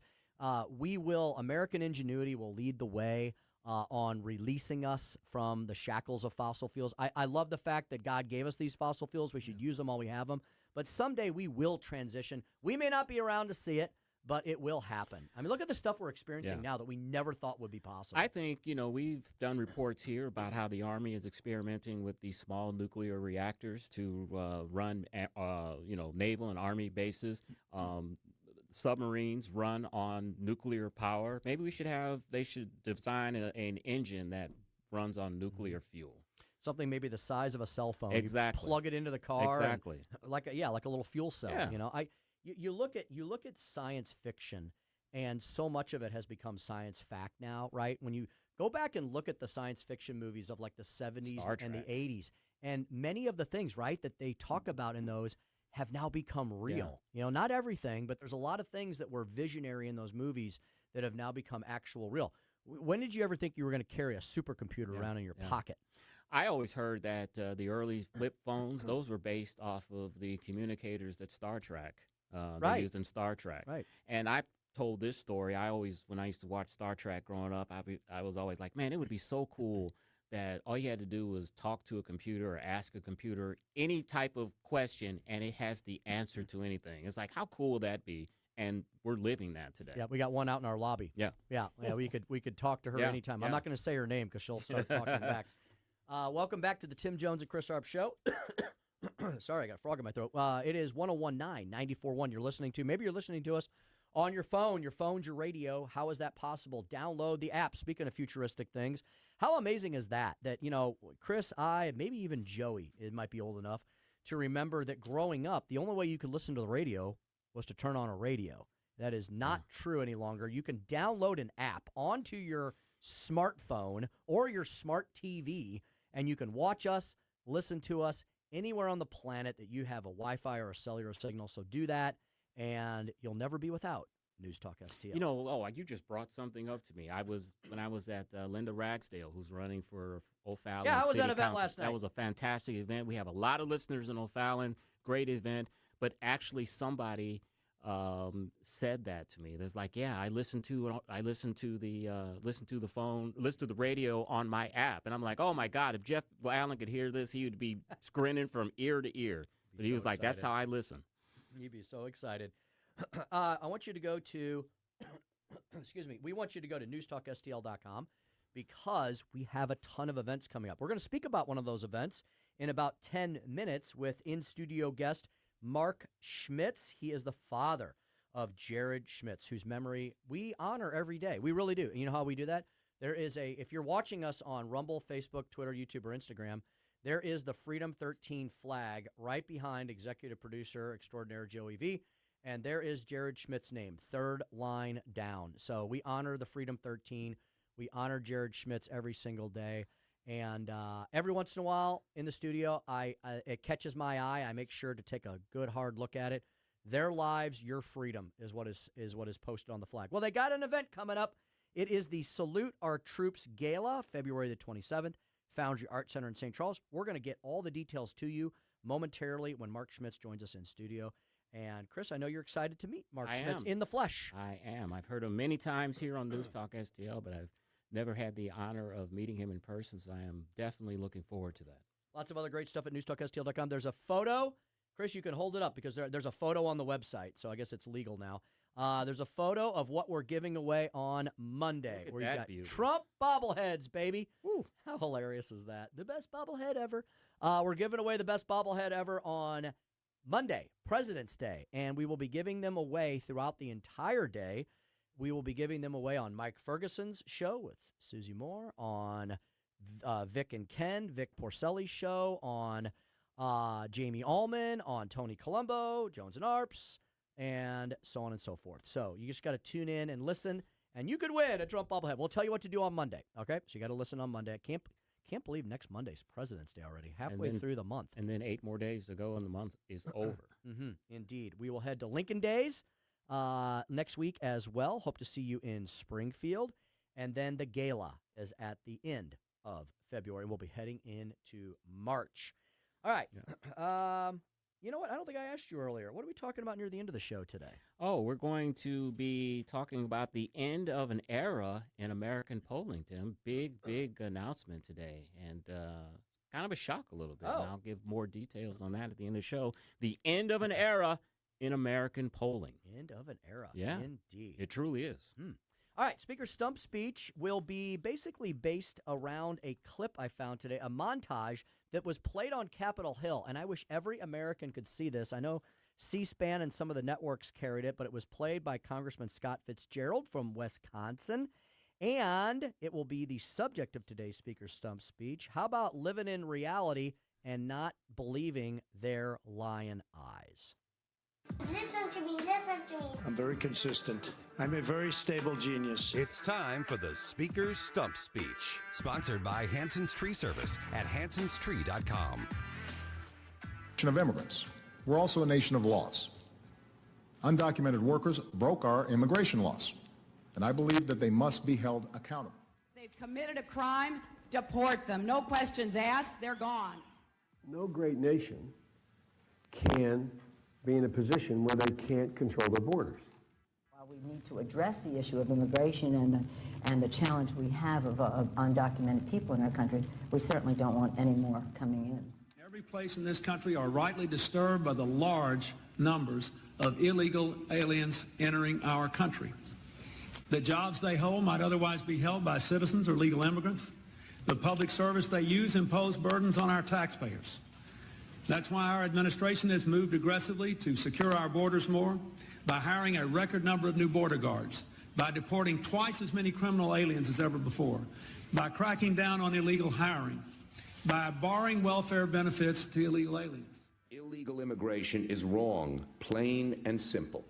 When we use phrases like undocumented workers, we convey a message to the American people that their government is not serious about combating illegal immigration, which the American people overwhelmingly oppose. If you don't think it's illegal, you're not going to say it. I think it is illegal and wrong. Open the borders, my God. You know, there's a lot of poverty in this world, and you're going to have people from all over the world, and I don't think that's something that we can do at this point. Can't do it. Yes or no? Would you allow the cities to ignore the federal law? No. We simply cannot allow people to pour into the United States undetected, undocumented, unchecked, and circumventing the line of people who are waiting patiently, diligently, and lawfully to become immigrants in this country. Barack Obama, Hillary Clinton, Joe Biden, Nancy Pelosi, Bill Clinton, Chuck Schumer, and I could not believe I had to watch it 3 times. Even Bernie Sanders. The 20th century and even into the 21st century, Democratic Party used to be against illegal immigration. You know who also, I mean, that was them in their own words. But even if you do a simple AI search, even Grok, ChatGPT, and the rest will agree They go through the Democratic Party's stance, and they explain how they have changed their stance on illegal immigration. They often viewed it as a threat, as you just heard, to the American worker, the actual legal American worker, and to unions. President Bill Clinton signed a law to that effect in 1996, and in 2009, Chuck Schumer described illegal immigration as wrong, plain, and simple. The turnaround began around the early 2000s when key constituencies shifted. Democrats no longer could count on working men and women and blue collar. Actually, Democrats started not being able to count on much of anybody, so they decided to basically import a whole new set of potential future voters. They didn't care if they were legal or illegal, to kind of take care of the fact that most Americans were moving away from the Democratic Party because of their leftward lurch. So that is a walk down memory lane, reminding you of reality, or you can continue to believe their lying eyes. And that's the stump speech for today. It's amazing when you hear it in their own words. Yeah, and they will say with a straight face and no hypocrisy at all that their positions have evolved. We've got to have more compassion in this country. We've got plenty here, and we should let these people in. They'll make that 180, and we'll have no shame doing it. Mm-hmm. And then they'll take those folks for granted as well, because the Democratic Party treats everybody as a political pawn. Yeah, and it's funny. You can play the same type of montage with their position on gay marriage. Yes. They were all against it at one time, and now they're all now for it. Yeah, name your subject. They've evolved. Name your subject, Exactly. and we could probably find an evolution of left-wing liberalism on just about everything. 5:23 in the Heartland. Time to step aside briefly. We will be right back, as promised, with Mark Schmitz, father of Jared Schmitz. We're going to be talking about the Freedom 13, how you can support this awesome organization, thefreedom13.org. The Salute Our Troops Gala, all the details next on the Tim Jones and Chris Arps Show, 101.9, 94.1, News Talk STL.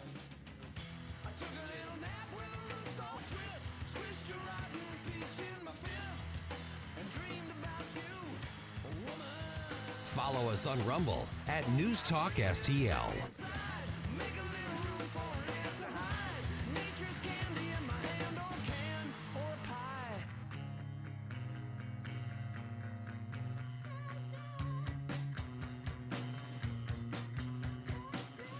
From the Michaels Flooring Outlet Weather Center. I'm meteorologist Leah Hill with your first alert forecast. You can expect a little bit of cloud cover through the evening and into tonight. Temperatures falling into the lower and mid-30s.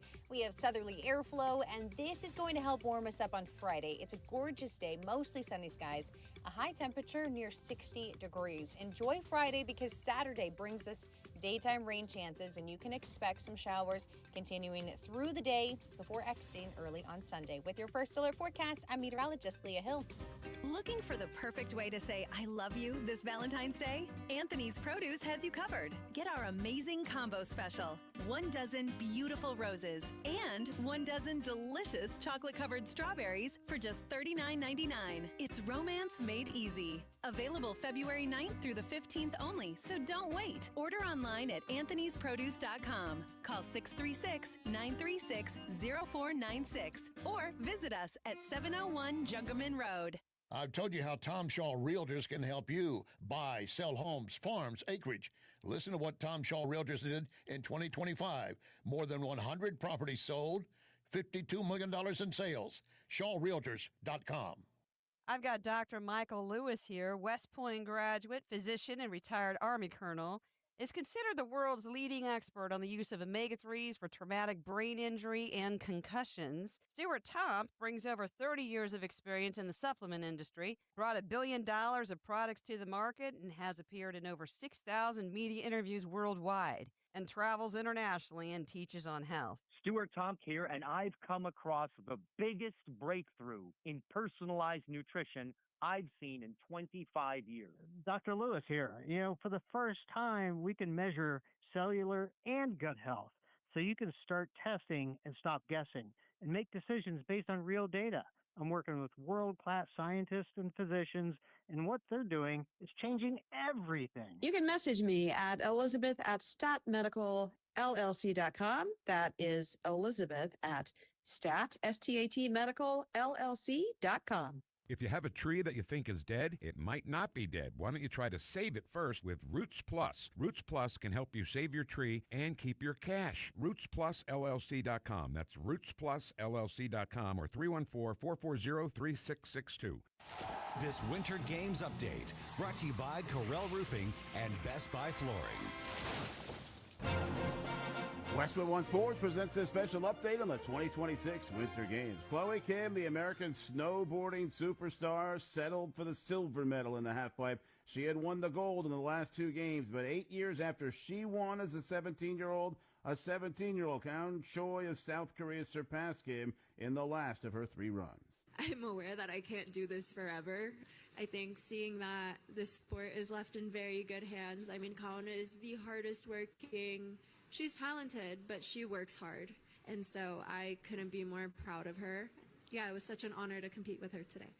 Earlier in snowboarding, the men's cross won by Austria's Alessandro Hammerli, the silver to Canada's Elliot Grundin. That's the same way they finished 4 years ago. Germany, dominating the luge relay, won it for the 4th straight time. As for the U.S. men's hockey team, a 5-1 win over Latvia. John Stashauer, Westwood One Sports.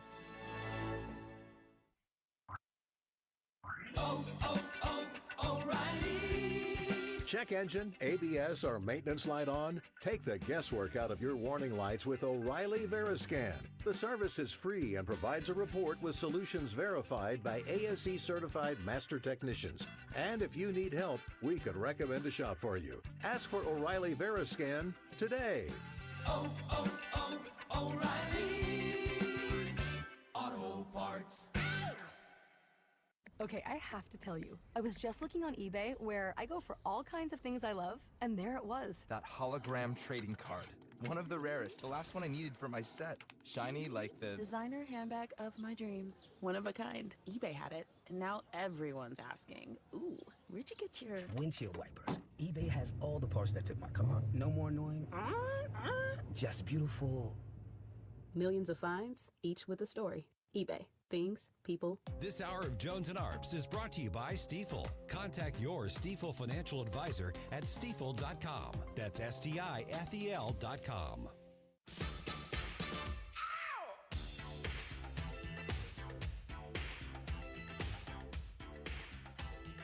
You're listening to Tim Jones and Chris Arps.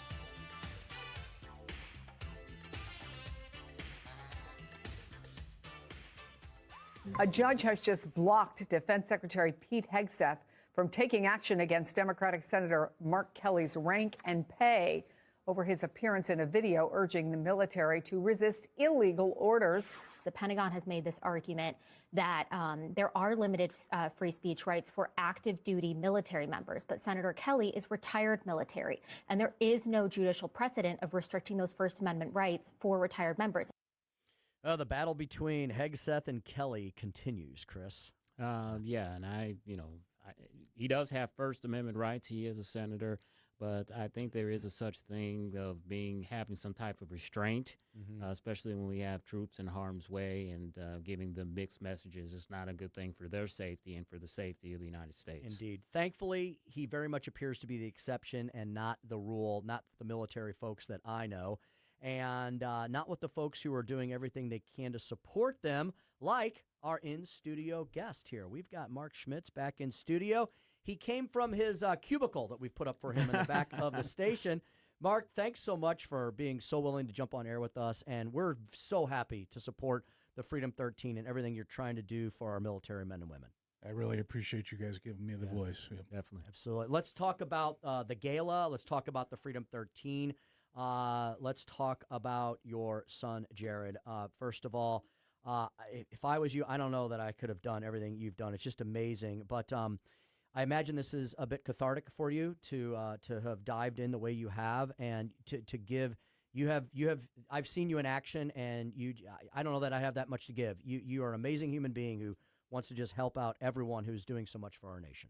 Tell us a little bit about why you decided to launch the Freedom 13. Well, a lot of people didn't get a chance to know my son, and so this is my opportunity to carry on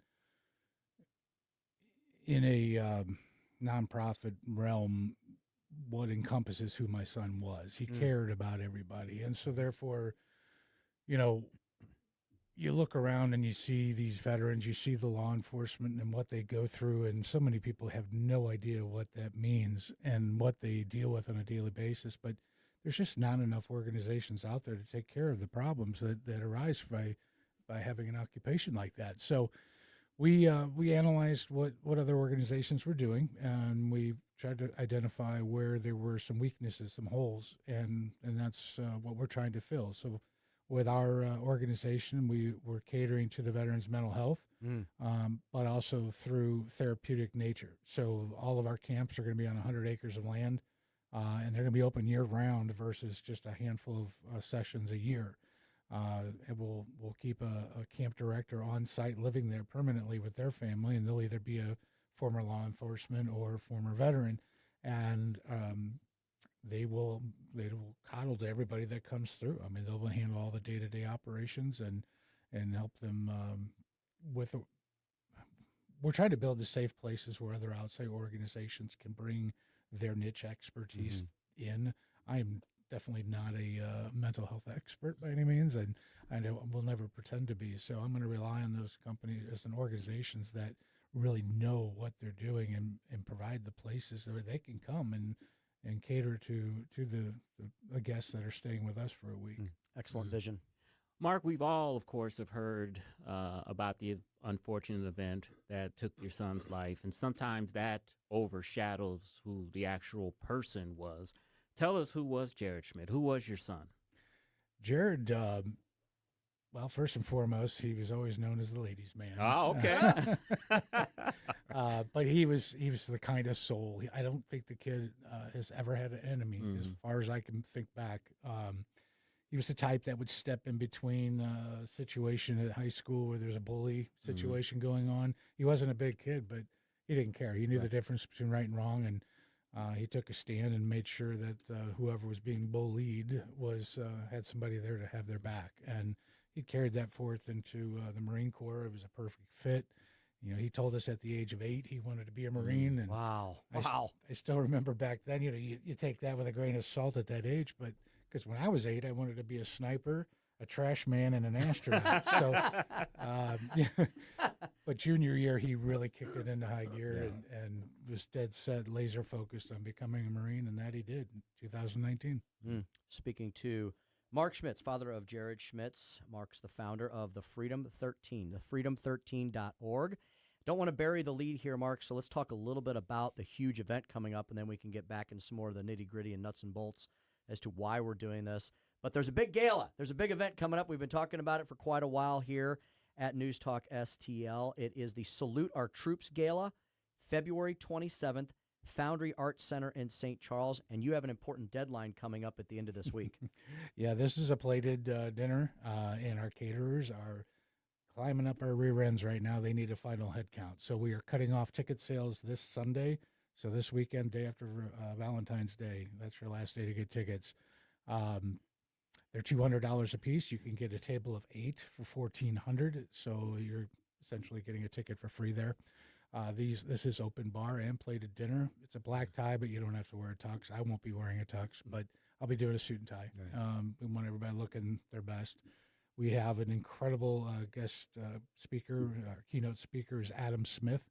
He is a 17-year veteran and Special Forces Green Beret.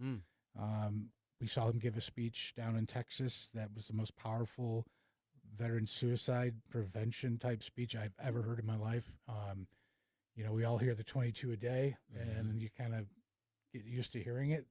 This is a whole different perspective. He talks about what the taste of the gun barrel tastes like in your mouth, because he sat there with one in his mouth, and his girlfriend luckily walked in and saved his life. And you know, he's very passionate, and there's a lot of interesting facts about his nonprofit that mirror my son Jared. But if you're there, you'll see that in the program. I don't want to spoil it, but we do have 2 very special guests coming in. Out of the 13 families, there's obviously 13 new sets of Gold Star parents, and we have 2 of those sets of parents coming to our gala. Amazing. So there'll be 3 Gold Star families in one room. $200 a person for everything you just described is a bargain in today's world. Yeah. So, folks, go to the freedom13.org, or you can go to newstalkstl.com. Buy your tickets. We need you to sign up this week. If you've been waiting, you cannot wait any longer. The freedom13.org. Chris?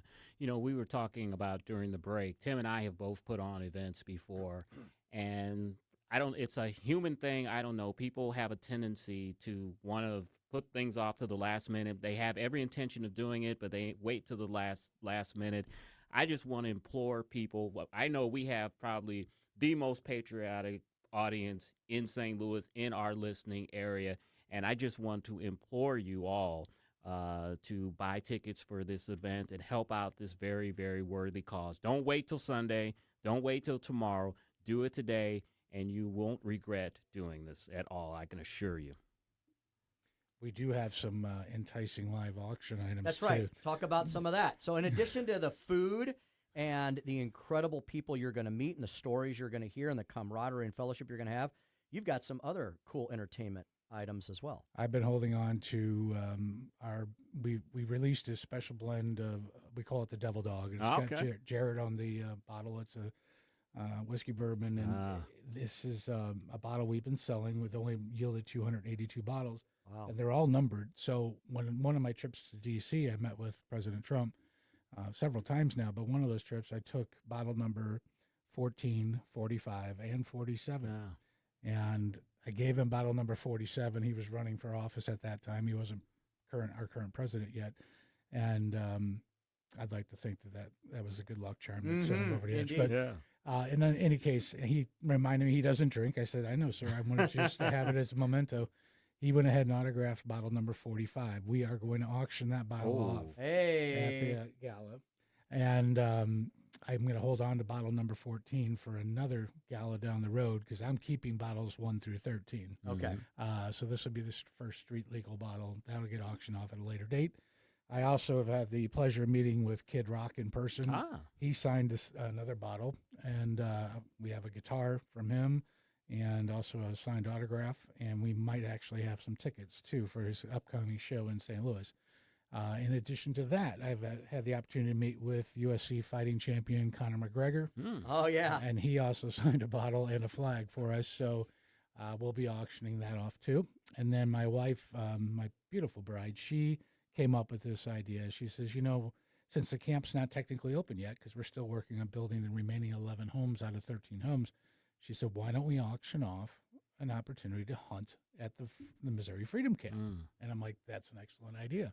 We have so many turkeys, so many deer, and you've got bow season, you've got rifle season. So we're going to auction off opportunities to stay at the camp in the housing that's already there. All you need is your food, your drink, and I'll give you access to our side-by-side. I'll give you access to our trail cams so you can study the patterns. But that'll be going up for auction, too. Come on, people. These are some amazing things you're going to miss out on if you don't attend the gala on the 27th. Buy your tickets now, freedom13.org.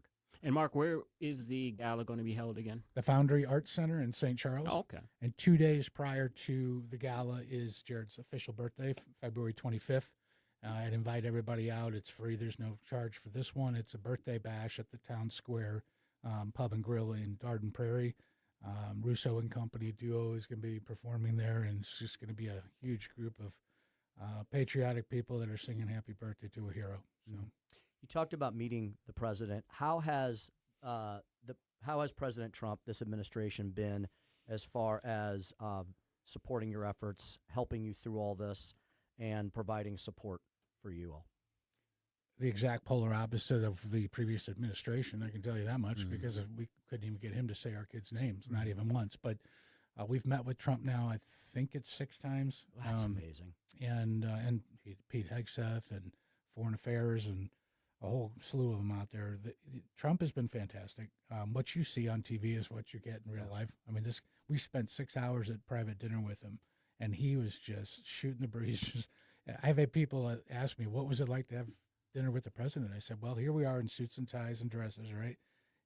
But it wasn't stuffy. It wasn't uncomfortable. It literally felt like you were at your Uncle Bob's backyard barbecue, but you're just dressed up. Right. I mean, it was so relaxed. I mean, you're sitting there with the president of the United States, right? And it was so easygoing. I mean, the guy is amazing.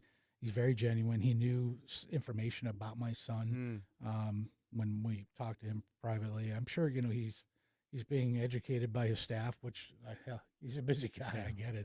But at least he knew things about my son and took the time to share that information with me. And he's promised to help us try to turn over every stone. And Pete Exis says we're supposed to get another report coming out in June, I think this year, May or June, which would make the fourth report now, because we've been down to CENTCOM Command in a skiff with no cell phones, no nothing, and they sat there and pumped us full of nonsense. And we just sat there and looked at these generals like, what are you doing?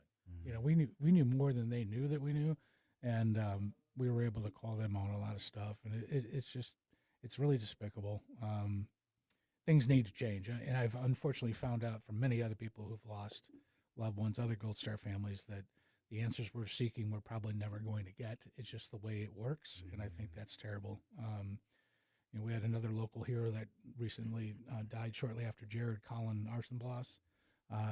Jared and Colin were both classmates freshman year at Fort Zumwalt West, and he suffered a tragic training exercise accident in Marine and was killed. And his poor mother's trying to get basic information about what happened, not trying to hold the military liable or anything, just give me answers. And she can't, even for a simple accident, can't get the answers. So I just think that's something that needs to change. Give these families closure so we can move on, and hopefully make sure the things that have happened don't happen again. That's what history's all about. Sure. I just want to say final, News Talk STL listeners, you know what you need to do. Please help out this great organization. The 14th is the deadline, Tim. Great venue, great people, great cause, great organization, great food. Why would you not want to go? Don't wait. Join us at News Talk STL on honoring our heroes. And Mark, I think it's great you always mention law enforcement too, and you always reference the fact that so many people in law enforcement have served in the military, and that's why you make that recognition. I've heard you say that many times. Friday, February 27th, but you can't wait till the 26th. You need to get your tickets now because Mark's got a deadline of Sunday evening. So please do it now. If you're at home on your phone, go to thefreedom13.org, thefreedom13.org, or go to newstalkstl.com. Mark, it's been an honor for all of us here at the station to participate in this cause and this vision of yours. I think we feel like we're a small part of it, and we are so honored to be so. Well, I appreciate everything you guys do. You guys are definitely a hero network, a radio station, and you stepped up where many have not. So I really appreciate that. Thank you, Mark. Thanks for everything you do for our country every single day. All right, that is Mark Schmitz, father of Jared Schmitz. Folks, once again, finally, go to newstalkstl.com or thefreedom13.org. Join us at this awesome affair on Friday, February the 27th in St. Charles. We'll be back with one final segment. Chris is going to tell us all about the end of an era. The end of an era. As to what? That's next. 1019 94.1 News Talk STL.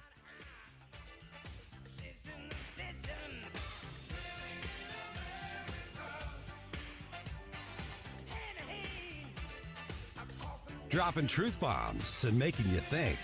It's the Tim Jones and Chris Arps Show.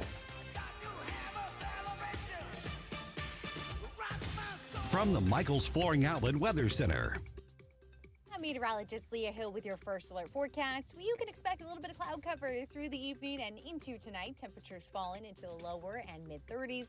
We have southerly airflow, and this is going to help warm us up on Friday. It's a gorgeous day, mostly sunny skies, a high temperature near 60 degrees. Enjoy Friday because Saturday brings us daytime rain chances, and you can expect some showers continuing through the day before exiting early on Sunday. With your first alert forecast, I'm meteorologist Leah Hill. News, analysis, opinion. He should pick up the phone, and he should say that he will cooperate with this president, making Minnesota safer. We know there's organized groups. We know there's funding. Who's inciting the violence? 1019 and 94.1 News Talk STL. Let me tell you about something I generally use. That's Royal Banks of Missouri's interactive teller machines, or their ITMs.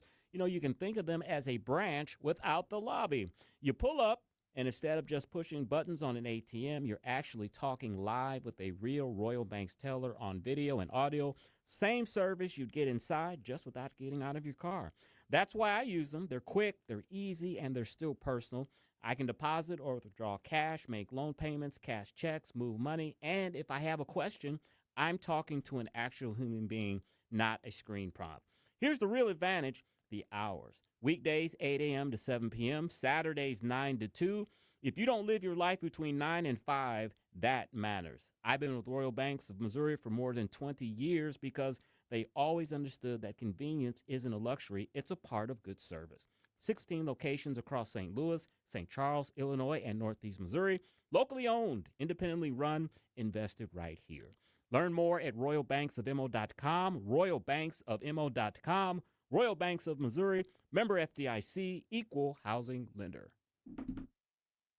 Hey, it's Vic Porcelli here with our great friend Chris Cooper from Serenity Wealth Management. Hi, Chris. How are you, Vic? I don't want to put anybody else down, but that when you go up and visit you at Serenity Wealth, your place looks like home. So a lot of financial advisory offices, they have, the big mahogany desk or the big marble entryways and things like that. The stock market channel on the TV when you walk in the door, right? That doesn't really drive a good conversation. Good financial guidance and advice starts with a good conversation. People are nervous. People are afraid to talk about finances, right? And so you can see a little standoffish. Well, my objective is to try to have a good, casual conversation. By having those conversations about life, goals, objectives, it's what makes me understand what our financials are supposed to fund. So if somebody does want to have a good conversation, how do they do that? How do they find you? Our website is the best way to do that because you can get all the information you need to understand where we are, get a little bit more information, all that. SerenityWealthNow.com. Reach out to Chris and Stacy today at SerenityWealthNow.com. Investment advice offered through Fortis Capital Advisors, LLC. Hunters, you know what's going on. Duck and goose season. Finish strong with Whistle Pig Outdoors. Mike Ferguson here. Get your ice rippers to punch through that frozen water for your decoy spread and get your meat eater gear, cookbooks, and rubs. And also, Whistle Pig is one of only 5 First Light dealers in Missouri. Whistle Pig Outdoors on Main Street in Troy. Visit them online, whistlepigoutdoors.com, whistlepigoutdoors.com. Whistle Pig, get back out there. Shot!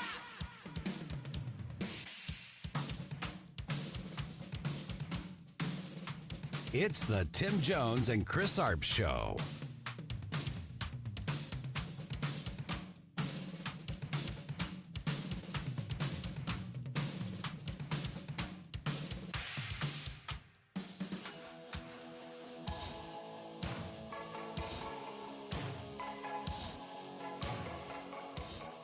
A new Heartland Rasmussen poll finds that 17% of people admit they voted in a state where they don't live.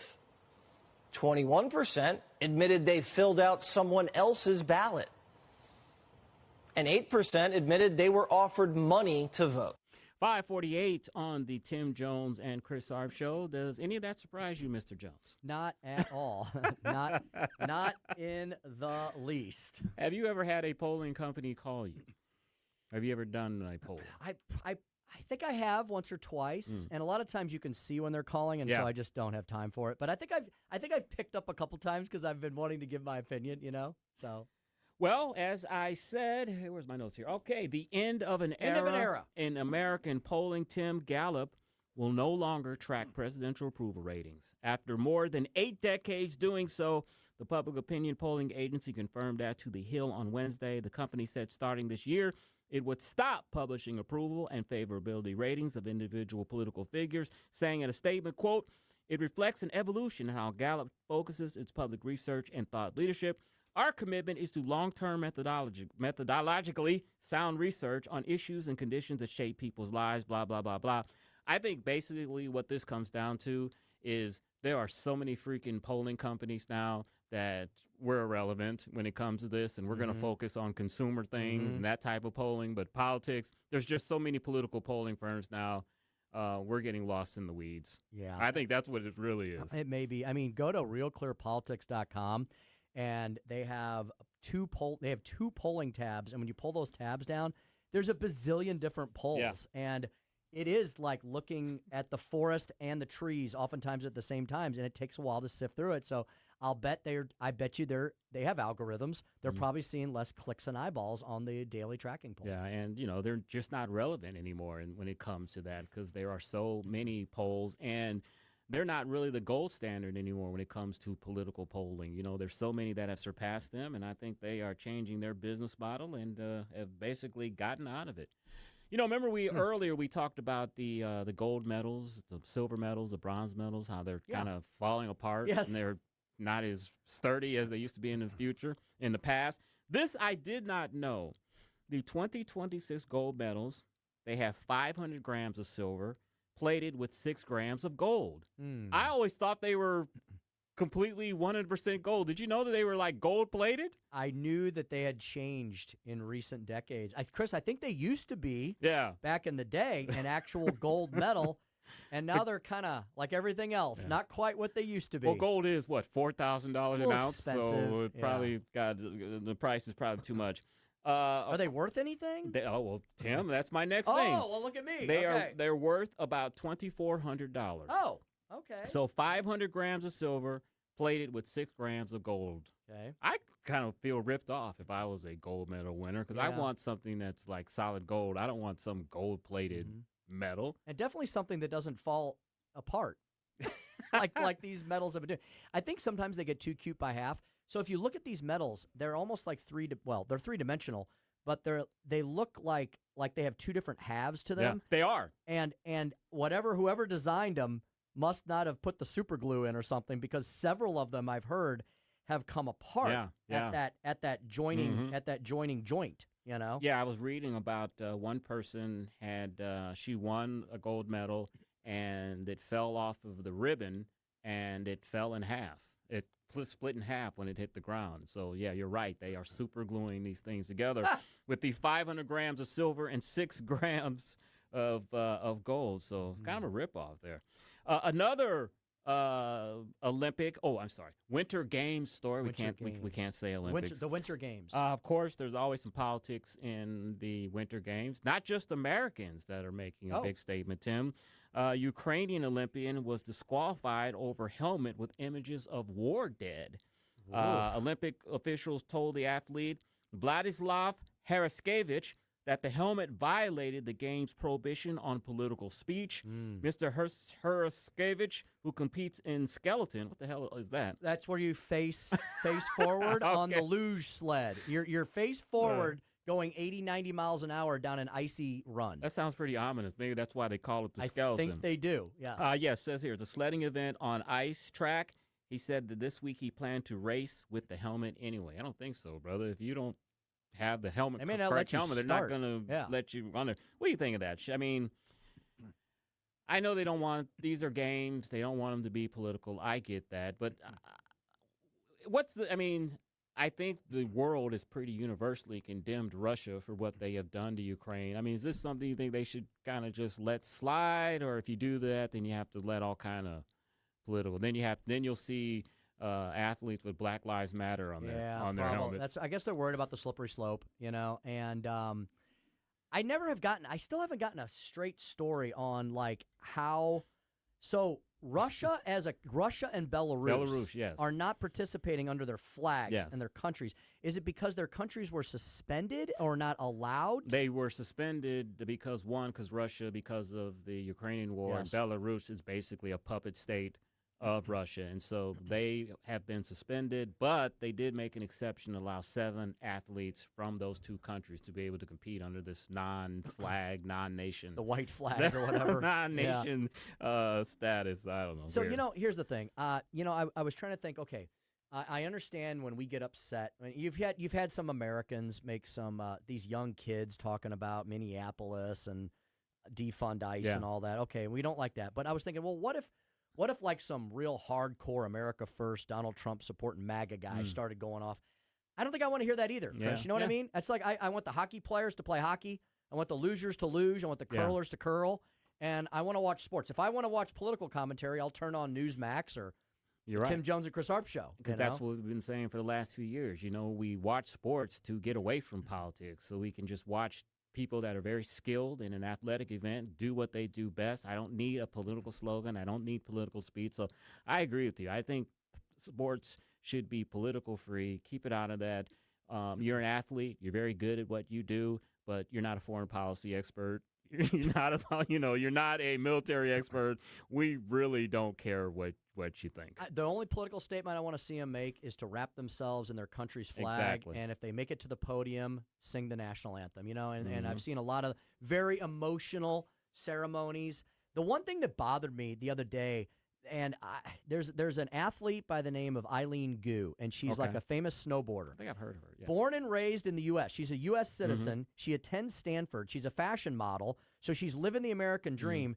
She's participating under the Chinese flag because that's her. Okay. The only explanation I got was that was her mother's country. Now, they didn't say if her mother's still living there or not. I'm like, why are you choosing to communist China? Yeah. Really? Yeah. I didn't like that. So, honestly, Chris, I think karma may have bit her in the butt. She fell twice in her snowboarding competition, and the Swiss gal, Matilda, won. And tonight, I'm going to be cheering for Chloe Cole, who is a Chinese-American, who is snowboarding for the U.S. Yeah. And so I'm like, go Chloe. Yeah, I don't mind. We talked about this story yesterday about the Saraceno kid that's here from St. Louis that is competing under the Italian flag for hockey. I mean, that's fine. They're a NATO nation. They're democracy. But China? Yeah, you're going to voluntarily, I don't know that if you got into China, they would let you out. Exactly. You know what I mean? Exactly. So I don't know. I didn't appreciate it. And here's a story that doesn't apply to me and you and Joey because we're all have significant others. But single orders now make up 47% of fast food trips compared to 31% in 2021. So a lot of people are single and eating alone, but we don't have to worry about that here. You don't indeed. Joey and I and you, and we have significant others and wives. All right, great show today. Hey, go to the website, Mark Schmitz, Freedom 13. Buy your tickets before the 14th. Do that. I know you guys will.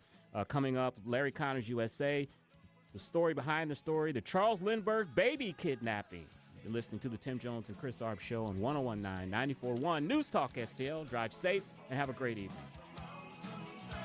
Jamie Allman here, tossing and turning over retirement worries. You're not alone. 3 out of 4 Americans share your concern about having enough saved. But here's the thing. A comfortable retirement isn't out of reach, even if you're planning for 30 or 40 years ahead. Every day, Jeff Portman from the Gemini Wealth Group helps people avoid the critical mistakes that can derail their retirement. Build your